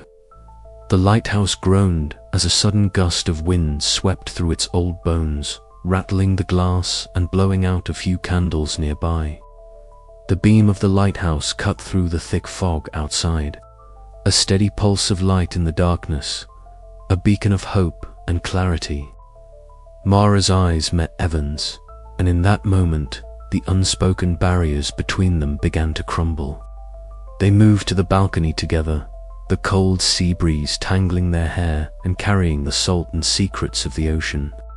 The vastness of the sea stretched endlessly before them, a mirror to the depths of their shared grief and the fragile hope blossoming between them. "Maybe," Evan said softly, "we don't have to be alone in this anymore." Mara nodded, a hesitant smile breaking through the shadows on her face. "Maybe," she echoed, "we can find a way to heal together."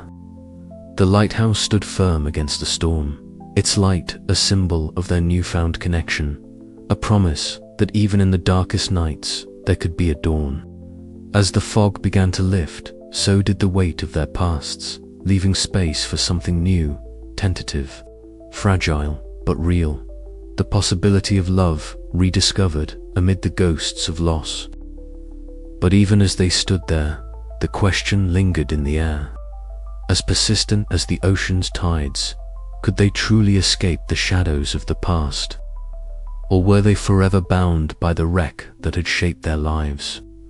The answer, like the horizon, remained just out of reach, waiting to be revealed with the coming dawn. Evan's voice broke the silence, gentle yet resolute. "Whatever comes next, Mara, we face it together. No more secrets, no more running." She reached out, her hand finding his, fingers intertwining as the lighthouse light swept over them. Together, she agreed, hope blooming like the first light of day. Outside, the storm's fury began to wane, the sea's angry roar softening to a steady murmur.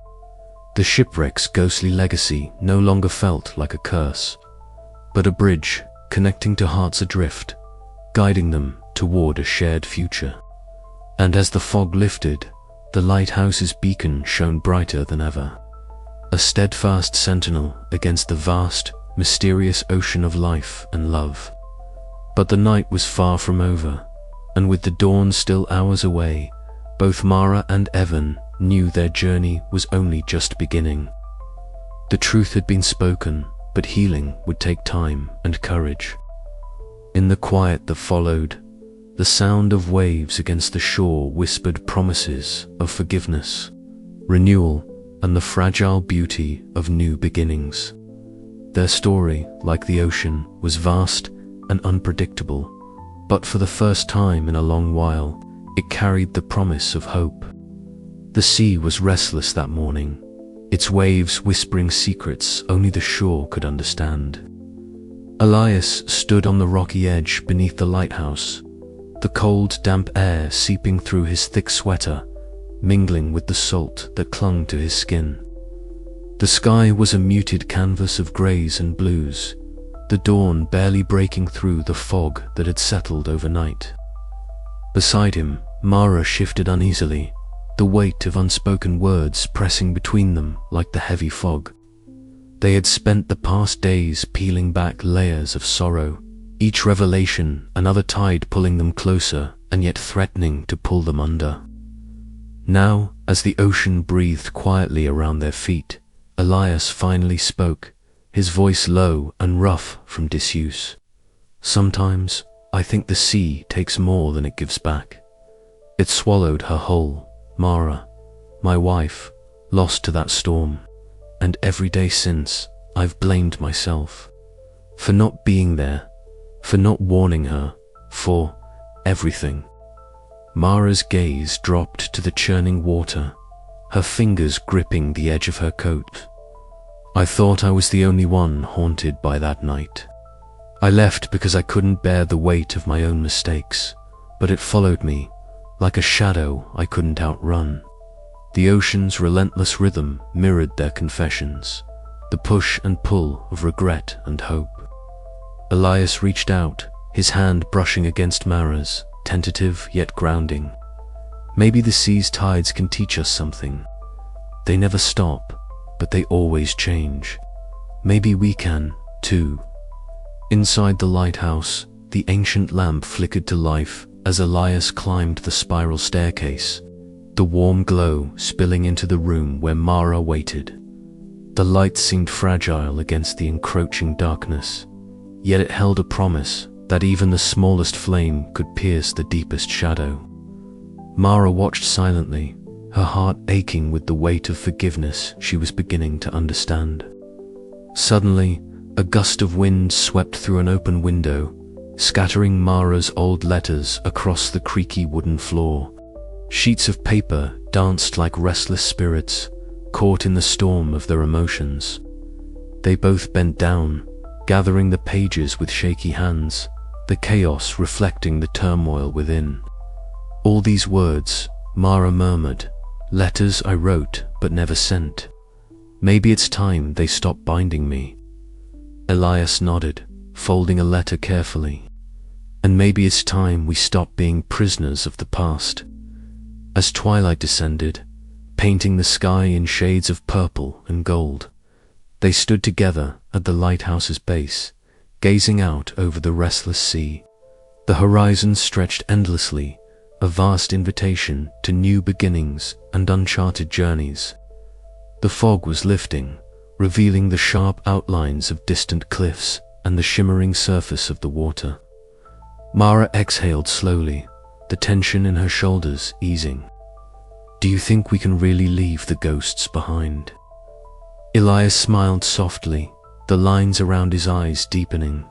"Not leave them behind, carry them differently, like the ocean carries its scars but keeps moving forward." In that moment, the lighthouse beacon swept across the darkening waves, a steady pulse of light against the vastness. It was a promise, a beacon of forgiveness, healing, and the possibility of love renewed. As the night wrapped around them, Elias and Mara found solace in the shared silence, their hearts no longer weighed down by the past, but buoyed by the hope of what lay ahead.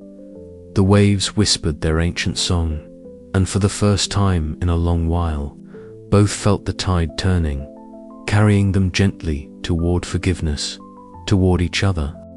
But as the sea held its secrets close, the question remained: could they truly let go, or would the shadows of the wreck forever linger in their hearts? The answer, like the ocean, was vast and unknown, waiting for the dawn to reveal its truth. The morning after their confessions, Elias found himself drawn to the lighthouse's ledge, watching the sea's restless dance. Mara joined him, her presence a quiet reassurance. They spoke little, letting the ocean's song fill the spaces between words. "I brought something," Mara said softly, pulling a small, worn shell from her pocket. "Found it near the wreck. It feels like a sign that even broken things can be beautiful." Elias took the shell, its surface smooth and glistening in the morning light. "Like us," he said, a wry smile tugging at his lips. Together, they watched the waves break and retreat, the endless rhythm echoing the journey they had just begun, a voyage through pain, forgiveness, and the fragile hope of love rising anew beneath the lighthouse's steadfast glow. The ocean never promised calm, only that its tides would keep coming, relentless and true. And so would they, Elias and Mara, standing side by side, ready to face whatever storms lay ahead, anchored by forgiveness and set free by love. Elias stood at the edge of the lighthouse balcony, the coarse wooden railing cool beneath his fingers as the first hints of dawn crept over the horizon. The fog, thick and suffocating just hours before, was beginning to thin, rolling back like a reluctant tide to reveal the vast expanse of the ocean below. The familiar scent of salt and seaweed filled the air, mingling with the crisp freshness of morning. Merrin joined him silently, her steps soft against the weathered boards, eyes fixed on the horizon where the sky blushed with shades of rose and gold.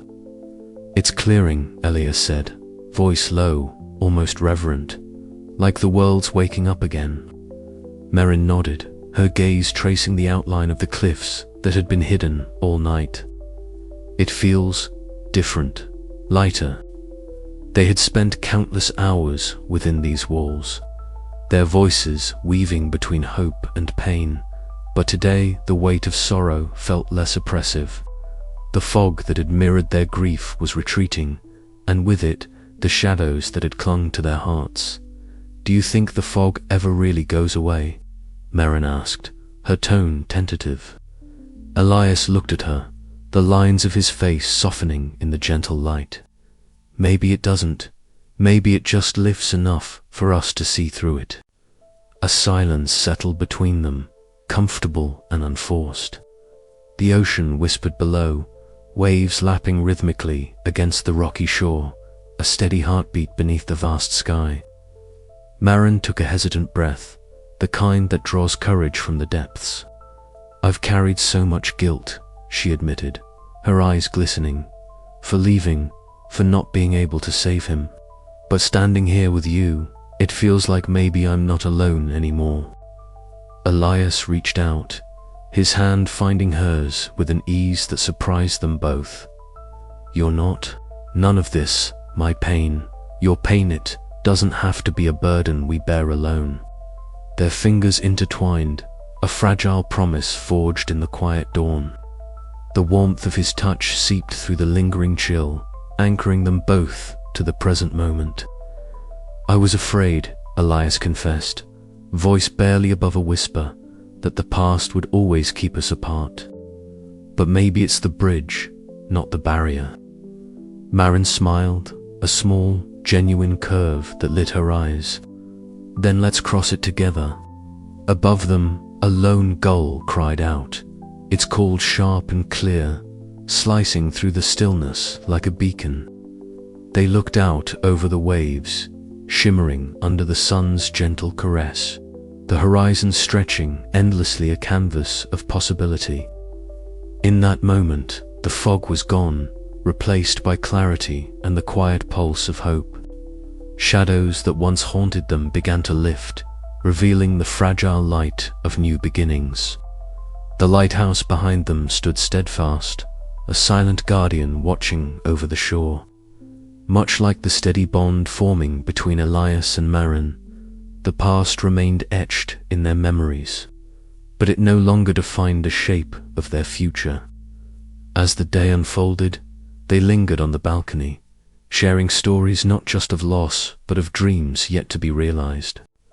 Words flowed easier now, laughter breaking through the clouds of melancholy that had long surrounded their hearts. Elias traced patterns on the wooden railing, his thoughts drifting to the love he thought lost forever, now gently replaced by the promise held in Maren's steady presence. Maren, in turn, felt a stirring within her quiet strength, a whisper of peace she hadn't known she could find. The world was waking up, and with it, so were they. But as the sun climbed higher, a subtle breeze carried a hint of uncertainty, reminding them that the path ahead was uncharted and fraught with challenges. Yet, for the first time in a long time, they faced it not as solitary souls adrift, but as companions anchored by shared hope. And as the lighthouse beams swept across the sea, a silent vow lingered in the air to navigate the tides of life together. Beneath the vast and ever-changing sky, the fog had lifted, but their journey was just beginning. Outside, the town stirred to life, seagulls wheeling overhead and fishermen preparing their boats for the day.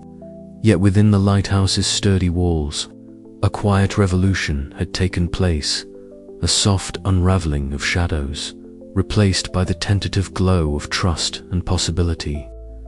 Elias turned to Maren, his eyes reflecting the ocean's endless horizon. Whatever comes next, we face it side by side. Maren squeezed his hand, her heart echoing the sentiment. Together, and as the first true rays of sunlight spilled over the coast, the past's heavy weight seemed lighter, the future a promise waiting to be written. The shadows had lifted, and in their place, love, fragile, uncertain, but alive, began to bloom. The end was not yet written, but for the first time, the story felt full of hope.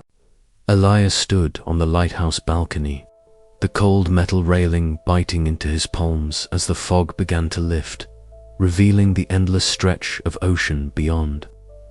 The morning sun, pale and hesitant, filtered through the dissipating mist, casting a soft glow over the turbulent waves below. Clara joined him silently, her breath forming small clouds in the chilly air.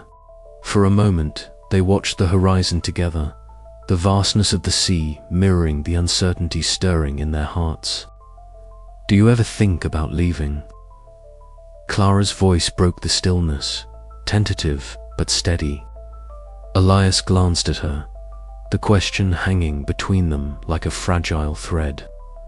"More than I care to admit," he confessed. "This town, the lighthouse, sits a part of me, but sometimes I wonder what else is out there, beyond the fog and the crashing waves." Clara nodded, her fingers tightening around the worn leather strap of her satchel. "I came here running from my past, but now, I'm not sure if I'm ready to run anymore, or if I even can." They turned to face each other, the weight of shared pain and newfound hope palpable in the cool morning air. "I don't want to keep hiding," Elias said softly, "but I'm afraid if I open myself to something new, I might lose what little stability I have." Her eyes searched his, reflecting the same vulnerability. What if staying here means losing the chance to heal? Or what if leaving means losing each other? Inside the lighthouse kitchen, the scent of freshly brewed coffee wrapped around them like a warm embrace, grounding them in the moment. Clara poured 2 steaming mugs, the clink of ceramic punctuating their silence. She handed one to Elias, who accepted it with a grateful smile that reached his eyes. "Remember when you told me about the shipwreck and how it changed everything?" she asked, stirring her coffee slowly. "Maybe our stories aren't so different. Maybe the wreck wasn't just a tragedy, but a chance for something else, something unexpected." Elias took a sip, the bitter warmth a comfort against the chill. "Maybe," he replied. "We're both survivors, trying to find a way back to shore." The conversation shifted to lighter memories, the sound of seagulls overhead, the taste of salt on the breeze, the way the lighthouse's beam cut through the night. Laughter eased the tension, but beneath it all, the question lingered: what next? Later, Clara unfurled a weathered nautical chart on the sturdy wooden table, tracing the faded lines with a hesitant finger. "There are routes here," she said quietly, "paths that could take me away from this town, away from you." Elias watched her, his heart tightening. "And what do you want?" She looked up, eyes glistening with unshed tears. "I don't know yet, but maybe it's not about the place. Maybe it's about the person." He reached across the table, covering her hand with his. "If we're anchors for each other, maybe we don't have to drift alone." The lighthouse creaked softly as a gust of wind swept through the open windows, carrying the scent of the sea and the promise of new beginnings. They sat together in companionable silence, the future uncertain but no longer daunting. As the sun climbed higher, the fog continued to lift, unveiling the rugged coastline and the endless horizon beyond. Elias and Clara stood once more on the balcony, their hands entwined, ready to face whatever came next together. But even as hope blossomed, a subtle tension lingered beneath the surface. Would the call of the wider world prove stronger than the fragile bond they had forged? And when the next wave crashed against the rocks, would it wash away their newfound dreams or solidify their resolve? In the quiet moments before the tide turned, only time held the answer. The lighthouse's beams swept steadily across the darkening waters, a beacon not just for lost ships, but for 2 hearts seeking a safe harbor. As the day unfolded, Elias and Clara embraced the delicate balance between holding on and letting go, their story poised on the edge of possibility. And in the depths of that uncertain morning, the first true light of their shared future began to glow. The night had settled over the coastal town like a soft blanket, thick fog curling around the lighthouse like a whispered secret. Elias stood on the balcony, the cold stone beneath his boots grounding him as he stared out at the restless ocean. The waves rolled in steady rhythms, a heartbeat he'd known all his life. Beside him, Merrin shivered slightly, pulling her coat tighter. Their breaths mingled in the chill air, ephemeral white puffs that vanished as quickly as they came. "The sea never really sleeps, does it?" Merrin's voice was low, almost reverent. Elias glanced at her, the dim lantern light catching the sorrow in her eyes. "No, it keeps its own watch, always, like me." She gave a small, wry smile. "I suppose we're not so different, then." The lighthouse lantern cast a warm amber glow, illuminating the worn stone and the peeling paint of the weathered metal railing. The fog wrapped them in a private world, muffling the distant calls of seabirds settling in for the night. The ocean's steady pulse filled the space between their words. Inside, the lantern room was a cocoon of light and shadow. An old oil lamp flickered softly on a wooden table, its glow dancing across nautical charts and a scattered collection of maritime books. Merrin traced her fingers lightly over one of the maps pinned to the wall, her touch tentative, as if afraid to disturb the stories it held. "I never thought I'd come back here," she whispered, eyes fixed on the faded lines and scribbled notes marking the shipwreck site. Not after everything, but I guess some places call you back, even when you don't want to answer. Elias watched her, remembering the ache that had first drawn him to this lighthouse. The ghostly longing that seeped into every creak of the wood, every crash of waves against jagged rocks. It's hard to run from the past when it's tied to the sea, he said softly. It has a way of pulling you under, no matter how far you go. Maren nodded, a tear escaping despite her efforts to hold it back. I'm tired of running. The silence that fell between them was not empty. It was filled with shared pain and the fragile hope of something new. Elias reached out, brushing a damp strand of hair from her face. The touch was gentle, grounding. Suddenly, a distant foghorn sounded, deep and mournful, slicing through the stillness. They startled, then laughed softly, an unexpected release of tension. The sound seemed to ripple through the night air, a reminder of the sea's eternal watch. It's like it's calling to us, Elias murmured.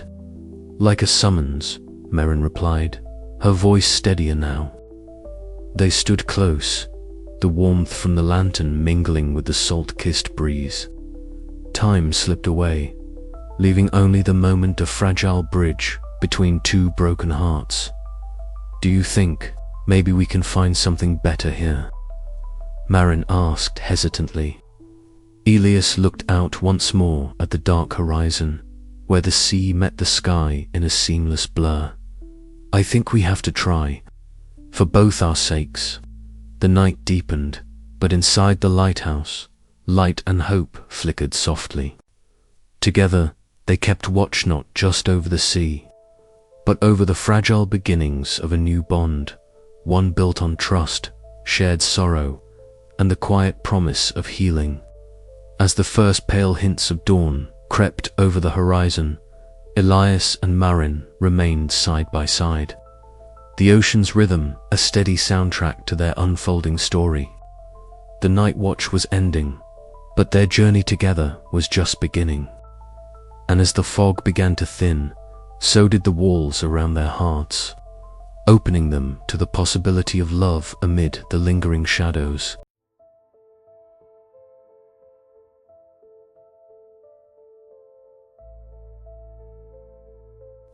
The rain had softened to a steady drizzle by the time Eli unlocked the heavy oak door to the lighthouse's study, a room steeped in the scent of salt, aged wood, and secrets long buried beneath layers of dust. Marina stepped inside, her boots quiet on the creaking floorboards, her eyes adjusting to the muted light filtering through rain-streaked windows. The walls were lined with shelves cluttered with maritime relics, faded maps, rusted lanterns, and weathered logbooks, artifacts of a history as turbulent and mysterious as the ocean itself. I never realized how much was kept here, Marina murmured, running her fingers along the spines of the books. It's like the lighthouse holds the soul of the town in these pages. Eli smiled faintly, his gaze distant. It's more than just history. These stories, they're echoes of the people who lived and loved and lost here. He pulled a worn leather-bound journal from a shelf, its cover cracked and edges frayed. Found this last week tucked behind some old manifests. It belonged to one of the crew members aboard the lost ship, the Seraphine. Never made it ashore, but this journal survived. Marina's interest peaked as Eli carefully opened the journal, the fragile pages releasing a faint musk of salt and thyme. They settled on the floor, backs against the cold stone wall, pouring over the faded ink that spilled across the yellowed sheets. The journal's entries were raw, intimate letters to a wife never met, dreams of distant shores, confessions of fears as the storm that would doom the Seraphine gathered strength. Each word seemed to beat with a life of its own, bridging the centuries and drawing Eli and Marina into a shared reverie. Listen to this, Marina whispered, voice trembling. The sea is a cruel mistress, Yet I find myself tethered to her depths, longing for a tomorrow that may never come. Eli nodded slowly, the quiet pain in those words mirroring the ache he'd carried since the day the Seraphine vanished beneath the waves. It's like he's speaking across the void, telling us his story so we won't forget. Outside, the fog thickened, swallowing the coastline and muting the world to a distant murmur. Inside, the room seemed to shrink, cocooning the two in a bubble of shared history and unspoken understanding. Marina's fingers paused over a passage that caught her breath. Eli, this part here. The captain's name, James Harrow. Eli's eyes widened. That's my grandfather's name. A stunned silence fell between them, the weight of the revelation pressing against the walls like the fog pressing against the lighthouse glass. Our families, Marina breathed, connected in ways we never imagined. Eli reached out, his hands steady and warm, covering hers. Maybe that's why we're here, why fate brought us together amidst all this loss. The journal became their bridge, a vessel carrying them across time and grief, linking their stories to those of the past. As they uncovered each new piece of the Seraphine's tale, Eli and Marina found their own wounds beginning to heal, the ghosts of sorrow gradually giving way to hope. Dusk painted the sky in muted hues of lavender and rose as the lantern's glow flickered, casting dancing shadows that played on their faces. They exchanged a look soft, understanding, charged with the promise of something fragile and new. Tomorrow, Eli whispered, we dive deeper, not just into the waters that swallowed the Seraphine, but into the truths we've been too afraid to face. Marina smiled, the kind that reached her eyes and stirred something warm and fierce within her chest. Together, outside, the ocean's relentless rhythm pulsed beneath the shroud of night, a timeless lullaby of loss and renewal. Inside the lighthouse, two hearts beat in tandem, ready to rewrite their stories amidst the echoes of the past. As the candle guttered and the fog thickened beyond the glass, neither was ready to speak the fears that lingered beneath the surface. But deep down, both knew that the next steps would change everything. And so, with the journal cradled between them like a fragile promise, Eli and Marina embraced the unknown, their shared journey only just beginning. The harbor was alive with light and laughter, a sharp contrast to the fog-shrouded mornings that usually enveloped the coastal town. Lanterns hung from every post, their soft amber glow casting long, dancing shadows over the cobblestone streets and wooden docks. The scent of salt air mingled with the sweet aroma of fresh-baked pastries and roasted chestnuts, carried on a gentle breeze that stirred the waves lapping against the pier. Elliot adjusted the brim of his weather-beaten cap, eyes scanning the crowd with a mixture of pride and unease. The festival was the town's oldest tradition, a celebration of survival and community in a place often marked by loss. Yet this evening held a different kind of significance for him, one that reached beyond the flickering lights and cheerful faces. Marin appeared beside him, her presence as calming as the ocean's lull. She wore a loose woolen shawl over her layered clothes, and her curls caught the lantern light, casting a halo around her face. Her hazel eyes met his, sparkling with a nervous kind of joy that mirrored his own. "It's beautiful," she murmured, voice barely audible over the hum of the festival. "Like the whole town is wrapped in a warm embrace." Elliot nodded, the weight of his usual solitude lifting slightly.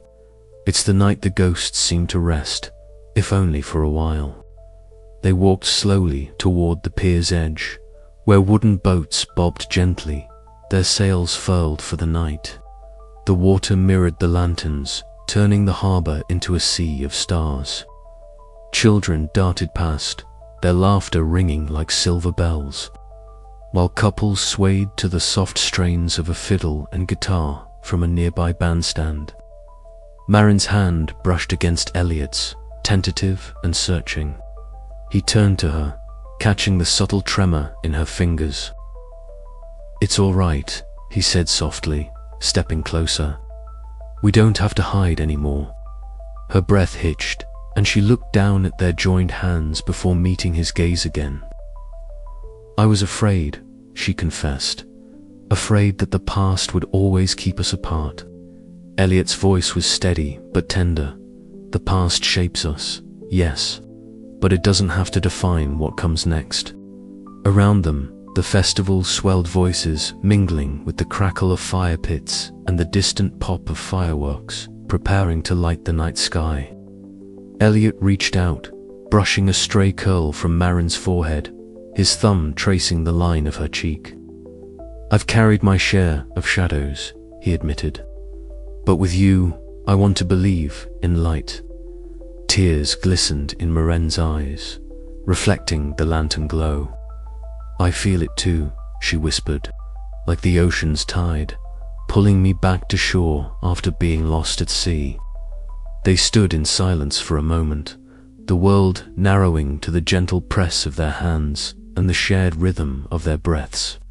Then, as the first fireworks exploded overhead in a cascade of colors, Marin leaned into Elliot's embrace, her heart opening like the night sky above.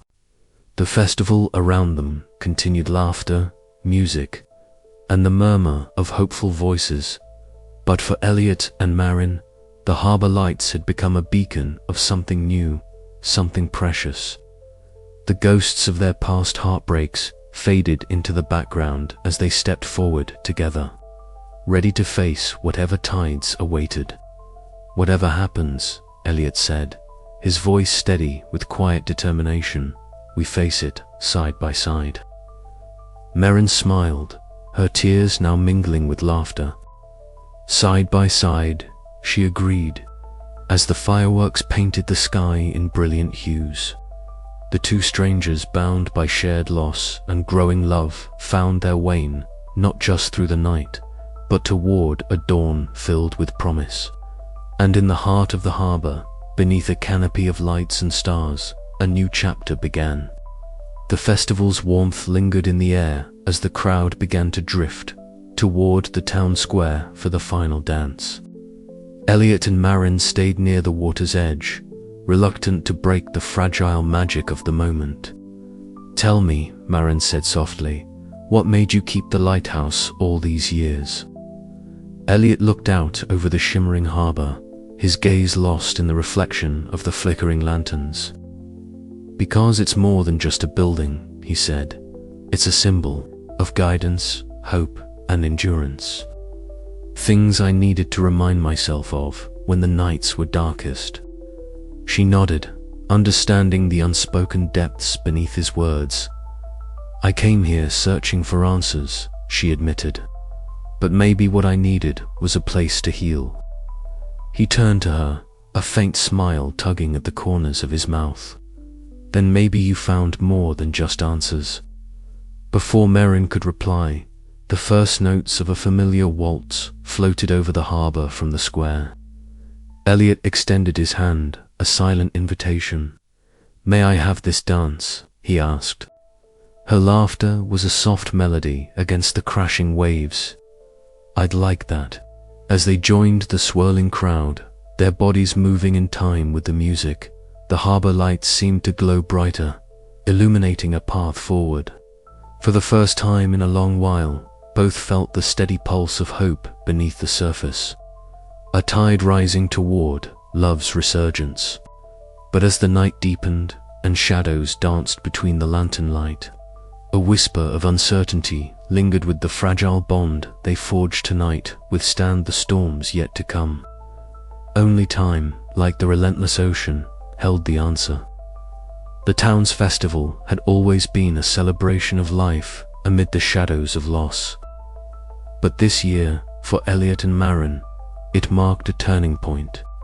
As the final lanterns dimmed and the harbor settled into quiet, the two stood together, gazes locked and hearts unguarded. Whatever the future holds, Maren said, her voice steady.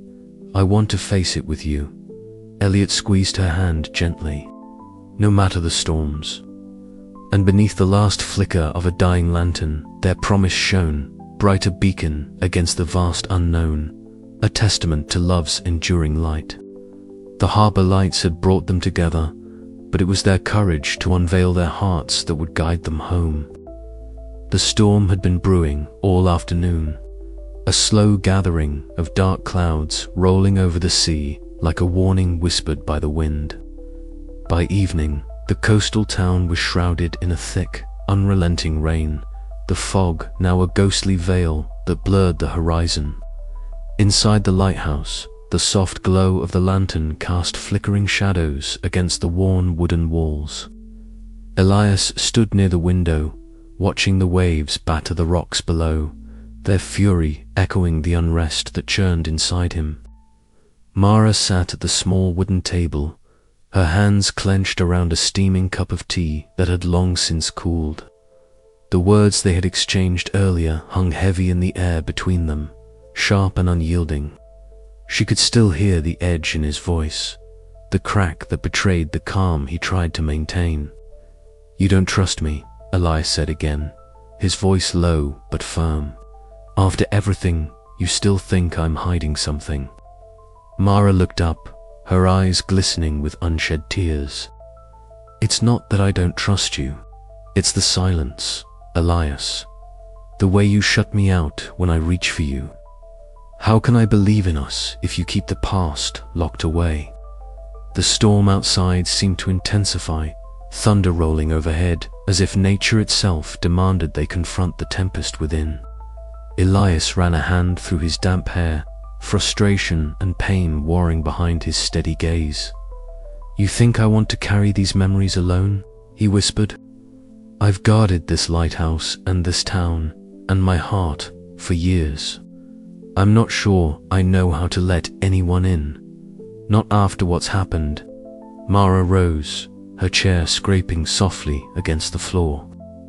She moved closer, the space between them charged with unspoken fears.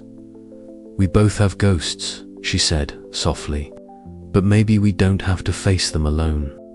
He reached out hesitantly, fingers brushing hers, a fragile bridge forming amid the storm's rage. Later, Mara found herself on the rocky shoreline, the rain soaking through her coat as the wind whipped her hair round her face. The ocean before her was a wild, tumultuous expanse, waves crashing with relentless power. She closed her eyes, letting the cold sting of the rain and the roar of the sea wash over her. The decision weighed heavily on her to stay and risk reopening wounds, or to leave and preserve what little peace she had left. Back inside, Elias sat in the dim light, pulling from his pocket a folded letter, its edges yellowed and worn. It was from one of the shipwrecked victims, a desperate plea for rescue that had never come. His fingers traced the faded ink, memories flooding back like the tide. The weight of history, loss, and love pressed down on him, mingling with the storm's howl. As lightning split the sky, illuminating the lighthouse in stark, white flashes, Elias and Mara returned to the small room, their eyes meeting with a new understanding. The storm outside was no longer a threat, but a mirror, their own fears laid bare, their hearts pounding in the shared silence. "Whatever comes next," Elias said, "we face it together." Mara nodded, hope flickering amidst the shadows, a fragile light against the vastness of the ocean's night. The storm within was far from over, but for the first time, they did not face it alone.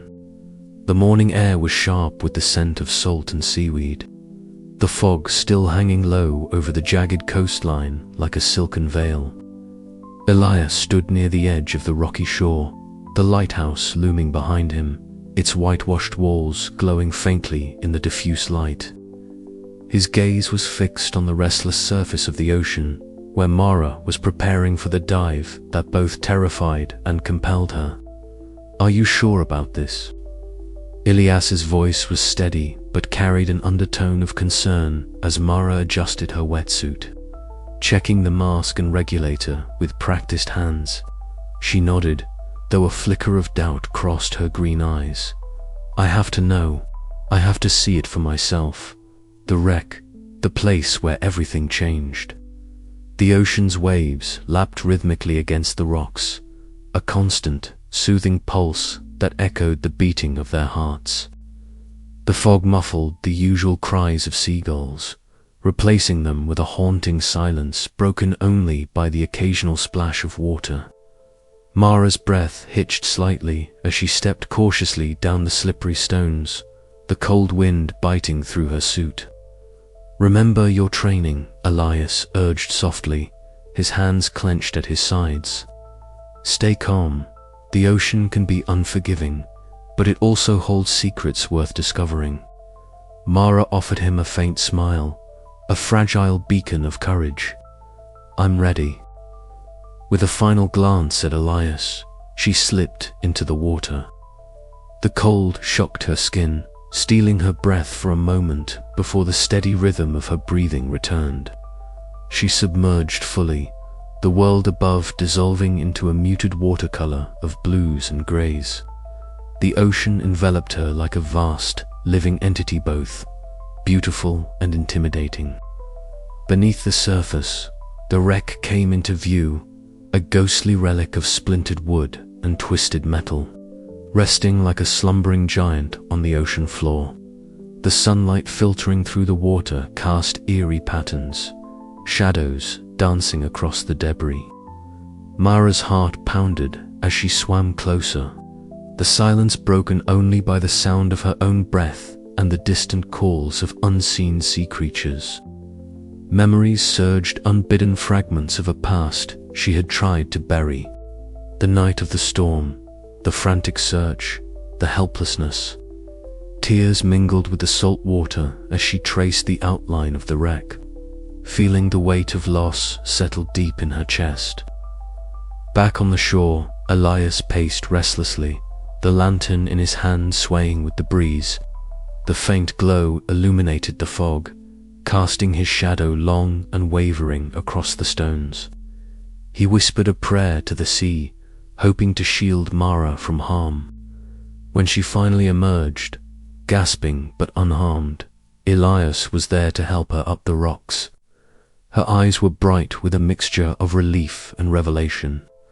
They settled near the lighthouse, wrapped in blankets, the warmth a stark contrast to the chill of the ocean. Elias's voice was quiet but firm as he began to share his own story, a confession long held in the silence of the fog. I was there the night the ship went down, he said, eyes fixed on the flickering flame. I lost someone I loved. I've kept it locked away, thinking if I didn't face it, it wouldn't hurt so much. But seeing you dive, it made me realize I can't keep running from the depths. Mara reached out, her hand finding his, a gentle anchor against the storm inside them both. We don't have to face it alone, she whispered. The sky above was beginning to lighten, the fog lifting in wispy tendrils as dawn approached. The ocean's waves whispered their eternal song, a lullaby of sorrow and hope. Together they sat in silence, two souls braving the depths not just of the sea, but of their own hearts. And in that shared vulnerability, a fragile promise of healing took root, ready to grow with the rising sun. But beneath the surface, shadows still stirred, and the ocean held its secrets close. Would their newfound courage be enough to face what lay ahead? As the first rays of light pierced the horizon, Elias and Mara prepared to meet the coming day, united, yet uncertain, their journey through love and loss far from over. Elias stepped onto the lighthouse balcony, the wind tugging at his jacket as the sun began its slow descent behind the jagged cliffs. The sea below roared softly, waves curling like whispered secrets against the rocky shore. He could feel the weight of the moment pressing on his chestnut, the burden of the lighthouse's ceaseless vigil. but something far more intimate and profound. Marin stood beside him, her silhouette framed by the fading light, eyes fixed on the endless horizon where sky met ocean in a blur of amber and violet. "I've kept this lighthouse for years," Elias began, his voice low but clear over the wind's murmur. "It's been my duty, my anchor in a life that's seen too many storms. But it's never been just about the light. It's about what that light represents: hope, guidance, a safe harbor, and now I want to be that for you too." Marin's breath caught, the vulnerability that had shadowed her features since her arrival softening into something tender and raw. "Elias," she whispered, "I've wandered through so much darkness, afraid to let myself hope again. But standing here with you, I feel a flicker of something I thought was lost." He reached out, brushing a stray lock of chestnut hair from her face, his fingers lingering as if memorizing the fragile lines of her expression. "I don't promise an easy path," he said, "but I promise you the sight'll be here, steadfast, whether the seas rage or calm. You're no longer alone in this fog." Inside the lantern room, the air was thick with the scent of salt and old brass. The great Fresnel lens, polished to perfection, refracted the lantern's warm glow into arcs of shimmering light that danced across the walls. Marin traced the smooth curve of the lens with trembling fingers, her eyes glistening. "I've carried ghosts with me," she confessed, "memories tied to that shipwreck, to loss I thought I could never outpace. But here, with you, those ghosts feel less like chains and more like echoes, reminders of what we've survived." Elias drew her close, the comforting weight of his presence grounding her. "We carry our pasts with us," he murmured, "but we don't have to be defined by them. Together, we can write a new story, one of healing and light."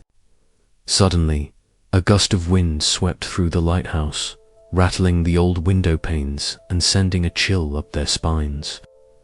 They clasped hands tightly, fingers interwoven as the rhythmic pulse of the lighthouse beacon began its steady rotation. Each flash of light seemed to beat in time with their joined hearts, a silent vow illuminating the dark. Standing side by side, they watched as the beacon cut through the encroaching night, a sentinel against the vast unknown. The ocean stretched endlessly before them, dark and mysterious, but now filled with promise rather than fear. Elias's gaze met Marin's, a quiet understanding passing between them. No matter what tides awaited, they would face them together. "This lighthouse has always been a symbol of guidance," Elias said softly. "But now it's also a symbol of Usaf, the promise I make to you tonight. To protect, to cherish, to love, no matter the storms that come." Marin smiled, a tear sliding down her cheek, catching the beacon's light like a tiny star. "And I promise to meet you there, at the edge of the sea and the horizon, ready to embrace whatever dawn awaits us." The night wrapped around them like a cloak, the world hushed, save for the whispering waves and the steady pulse of the beacon. In that sacred space, amidst the fog and shadows, two hearts found a light that could not be extinguished. As the chapter closes, a distant rumble of thunder hints at challenges yet to come. But the promise made beneath the lighthouse's glow stands firm and enduring, beacon against the darkness. The cold sea breeze swept across the cliff's edge, tugging at the traveler's coat as they stood silent, eyes fixed on the horizon where the sun's first light began to bleed into the sky. The ocean stretched endlessly before them, a vast expanse of blue and grey, waves crashing relentlessly against jagged rocks far below. It was a scene both cruel and beautiful, a perfect metaphor for the turmoil churning inside their heart.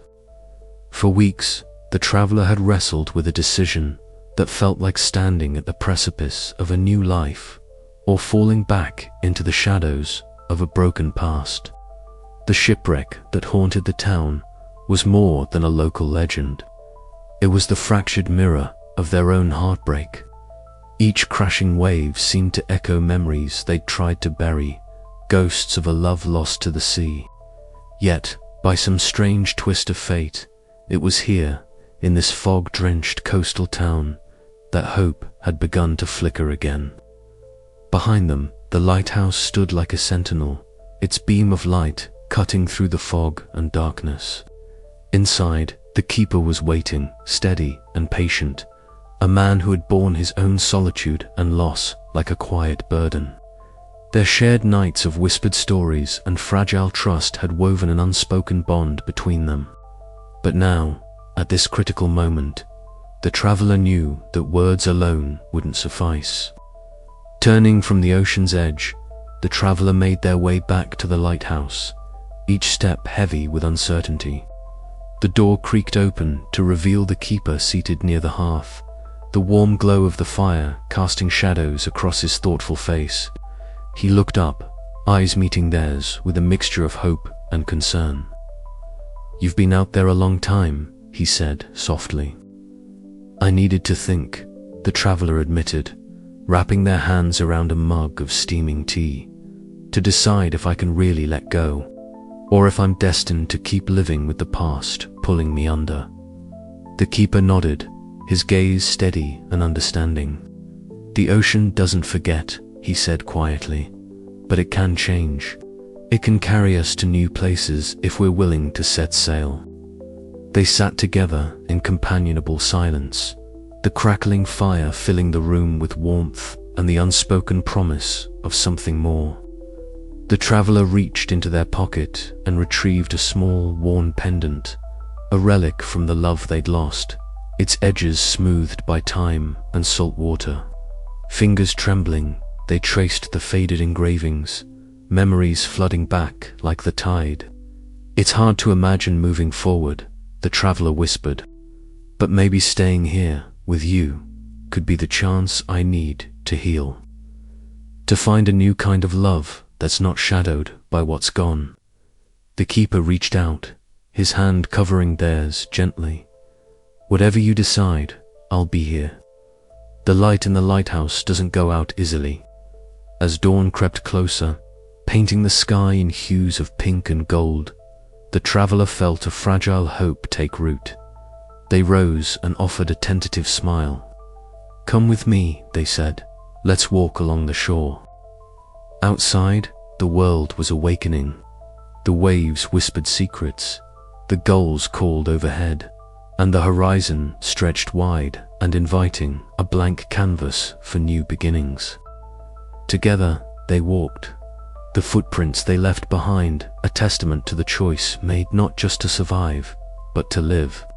The traveler's heart, once tethered to sorrow, now beat with the possibility of love reborn amid the endless tides. And as the sun rose higher, the fog lifted, revealing a path forward, uncertain. Yes, but theirs two walked together. Yet, even as hope blossomed, a question lingered in the air. Could the past truly be laid to rest, or would the shadows of the shipwreck continue to haunt the fragile promise of their future? The answer, like the ocean itself, remained deep and unknowable, waiting patiently beneath the surface. For now, though they had each other, and sometimes that was enough to face whatever storms lay ahead. The first light of dawn spilled softly over the horizon, casting a gentle blush across the fog-draped coastal town. Elias stood at the lighthouse balcony, the cool ocean breeze tugging at the edges of his worn navy sweater. The scent of salt and seaweed mingled with the crisp morning air, stirring memories both painful and precious. Beside him, Marina's fingers trembled slightly as they curled around the iron railing, her deep blue eyes reflecting the awakening sky. For months, their lives had entwined like the tides, sometimes crashing, sometimes retreating, but always inexorably drawn toward one another. Today felt different. The lingering shadows of the shipwreck, the heartbreaks tethered to that tragic night, seemed to wane beneath the promise of the new dawn. "It's beautiful," Marina whispered, her voice barely louder than the sea's soft murmur. "Like the ocean is finally breathing again." Elias nodded, his gaze fixed on the horizon where the waves glittered like scattered jewels. I think maybe we're breathing again, too." They turned to face each other, the space between them charged with unspoken truths. The lighthouse's lantern cast a warm, golden glow, illuminating the lines of worry and hope etched into their faces. Elias reached out slowly, his hand brushing a stray curl from Marina's cheek. Her skin was cool beneath his fingertips, but her eyes shone with a quiet fire.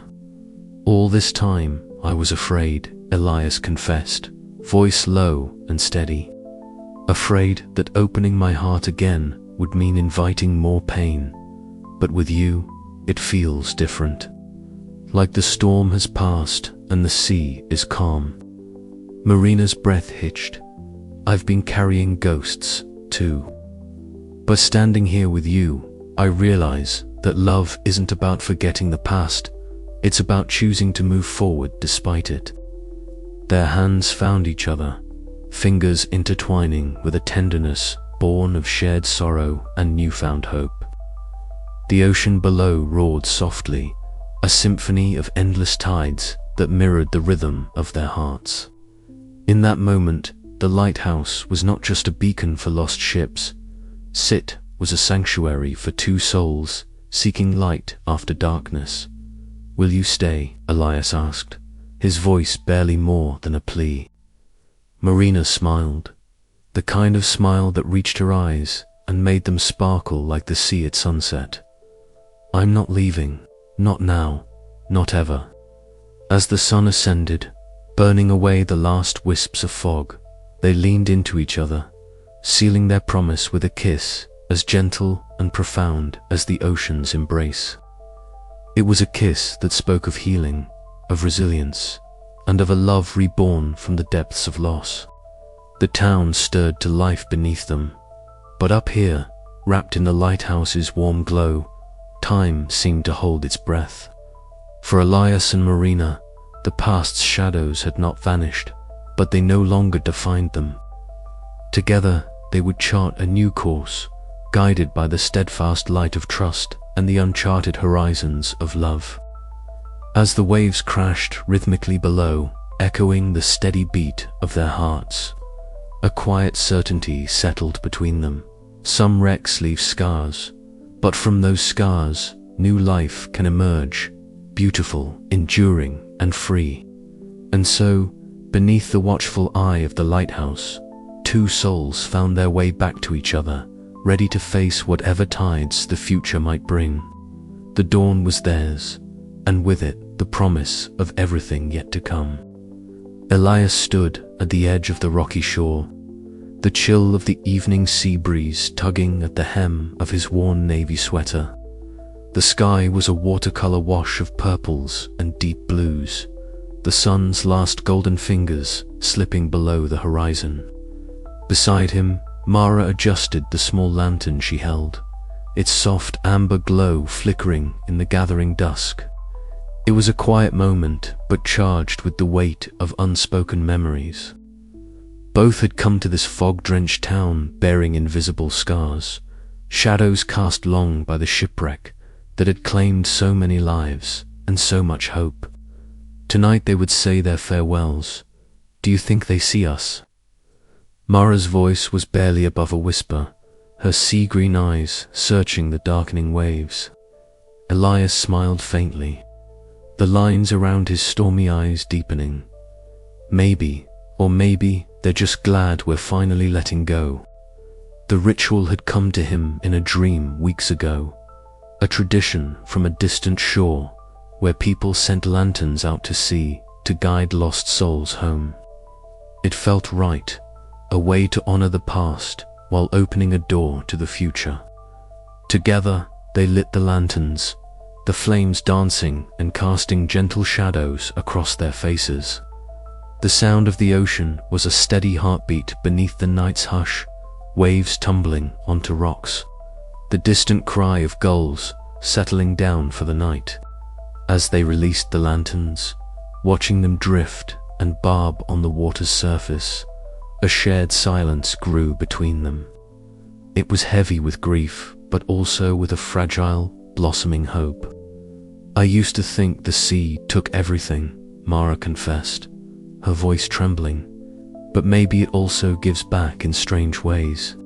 Elias nodded, his hand brushing a stray lock of hair behind her ear. "It's the tide, isn't it? Always pulling back, then coming in again. We're like that, too." A sudden gust caught one lantern, lifting it higher before it flickered fiercely against the dark sky. Mara's breath caught a small smile breaking through her sorrow. "Courage," she said softly. "And surrender," Elias added. The lantern disappeared into the horizon, a tiny beacon swallowed by the vastness of the ocean, much like the ghosts they had carried with them all these years. Turning from the shore, Elias grasped Mara's hand, their fingers intertwining like threads weaving a new story. The lighthouse behind them cast its steady beam, a silent guardian over the sea and their shared future. "No more ghosts," Mara whispered. "Only light," Elias replied. As the last glow of the lanterns faded, the fog began to lift, revealing a sky studded with stars, a promise of new beginnings on the horizon. And in that quiet moment, two hearts once shadowed by loss found the courage to beat together. The night air was thick with salt and the faint scent of burning wick as Elias and Mara settled near the lighthouse's base, the rhythmic pulse of its beacon syncing with the waves. They spoke then of memories long buried, of love lost beneath the depths, of pain carved into the very bones of the town. Each story was a thread, fragile yet strong, weaving their separate griefs into a tapestry of shared understanding. The ocean was their silent witness, its endless expanse a mirror to their souls. Mara recounted the night she had first returned to the town, haunted by dreams of the wreck, the echo of laughter and cries that had never left her. Elias listened, his own voice trembling as he spoke of the love he'd lost to the sea's cruel embrace, a promise broken by the waves. In their confessions, they found not weakness but strength, a bridge spanning the gulf between past and present. Later, as they released the last of the lanterns, the town's lights flickered in the distance, a soft glow against the darkened cliffs.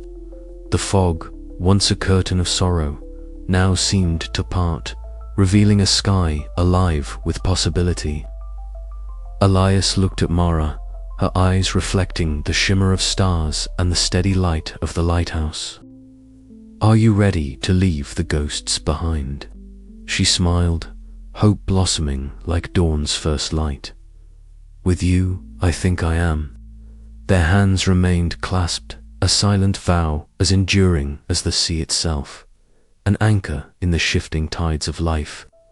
As the night deepened, the two stood once more at the water's edge, the final lantern floating farther out, a solitary spark against the dark. Mara inhaled the briny air deeply, letting the past wash away with the tide. "I never believed in letting go," she admitted. "But maybe it's not about forgetting, it's about making peace." Elias's gaze was steady, filled with quiet resolve. Peace is the light we carry when the fog closes in. The lighthouse's beam swept across the sea again, a steady pulse of hope. And for the first time in a long while, the ghosts of heartache felt less like chains and more like whispers carried away on the wind. Together, they turned from the shore, their steps light, their hearts unburdened, ready to face whatever dawn awaited beyond the horizon. The morning fog rolled in thicker than usual, swallowing the coastal town in a shroud of grey that muted the world outside Elliot Gray's lighthouse. He stood motionless by the tall window, the beam of the lighthouse slicing weakly through the mist, a pale eye searching for ghosts lost at sea. The salty air mixed with the faint scent of damp wood, and the distant crashing of waves echoed like a mournful song. This was his home, his sanctuary, and his prison where he kept watch over the treacherous cliffs and the restless ocean beyond. Elliot's gaze drifted to the horizon, where sea and sky blurred into one endless expanse. The shipwreck legends were as persistent as the tides, haunting the town's memory and his own heart. Years ago, he had loved and lost to the sea's cruel embrace, a wound still raw beneath his steady exterior. A sudden sound stirred him, a soft, hesitant footfall on the rain-slicked cobblestone outside. Through the fog, a solitary figure appeared, emerging like a spectre from the mist. She moved with purpose, yet carried an aura of vulnerability, her dark, wavy hair clinging to her coat beneath the dampness. Elliot's breath caught as she paused, her green eyes fixed on the lighthouse's faint glow. Maeve Sullivan had come seeking shelter, drawn by the town's whispered stories and the secrets buried beneath its waves. Her journey had been long, driven by a heartbreak she dared not reveal. The shipwreck was more than legend. There was a wound shared between them, a silent thread weaving their fates. Inside the lighthouse, the warmth from the crackling fire contrasted sharply with the cold fog beyond. Elliot offered Maeve a cup of tea, their fingers briefly touching as she accepted. The moment was charged with unspoken sorrow and tentative connection. As they settled into the quiet shadows, their voices cautious, the weight of their losses hung between them like the fog outside thick, enveloping, but not without the promise of light breaking through. Here, in this ancient beacon, two strangers stood at the edge of a story that would bind their hearts in ways neither could yet understand. The lighthouse creaked softly around them, a steadfast guardian against the mysteries of the sea, and as the fog held the town in its embrace, so too did it hold the fragile hope of new beginnings. But beneath the surface, questions lingered. What truths did Maeve carry about the shipwreck? How would Elliot's past shape the fragile trust blossoming in this lonely place? The answers awaited, as elusive as the fog itself, ready to be uncovered beneath the watchful light of the lighthouse.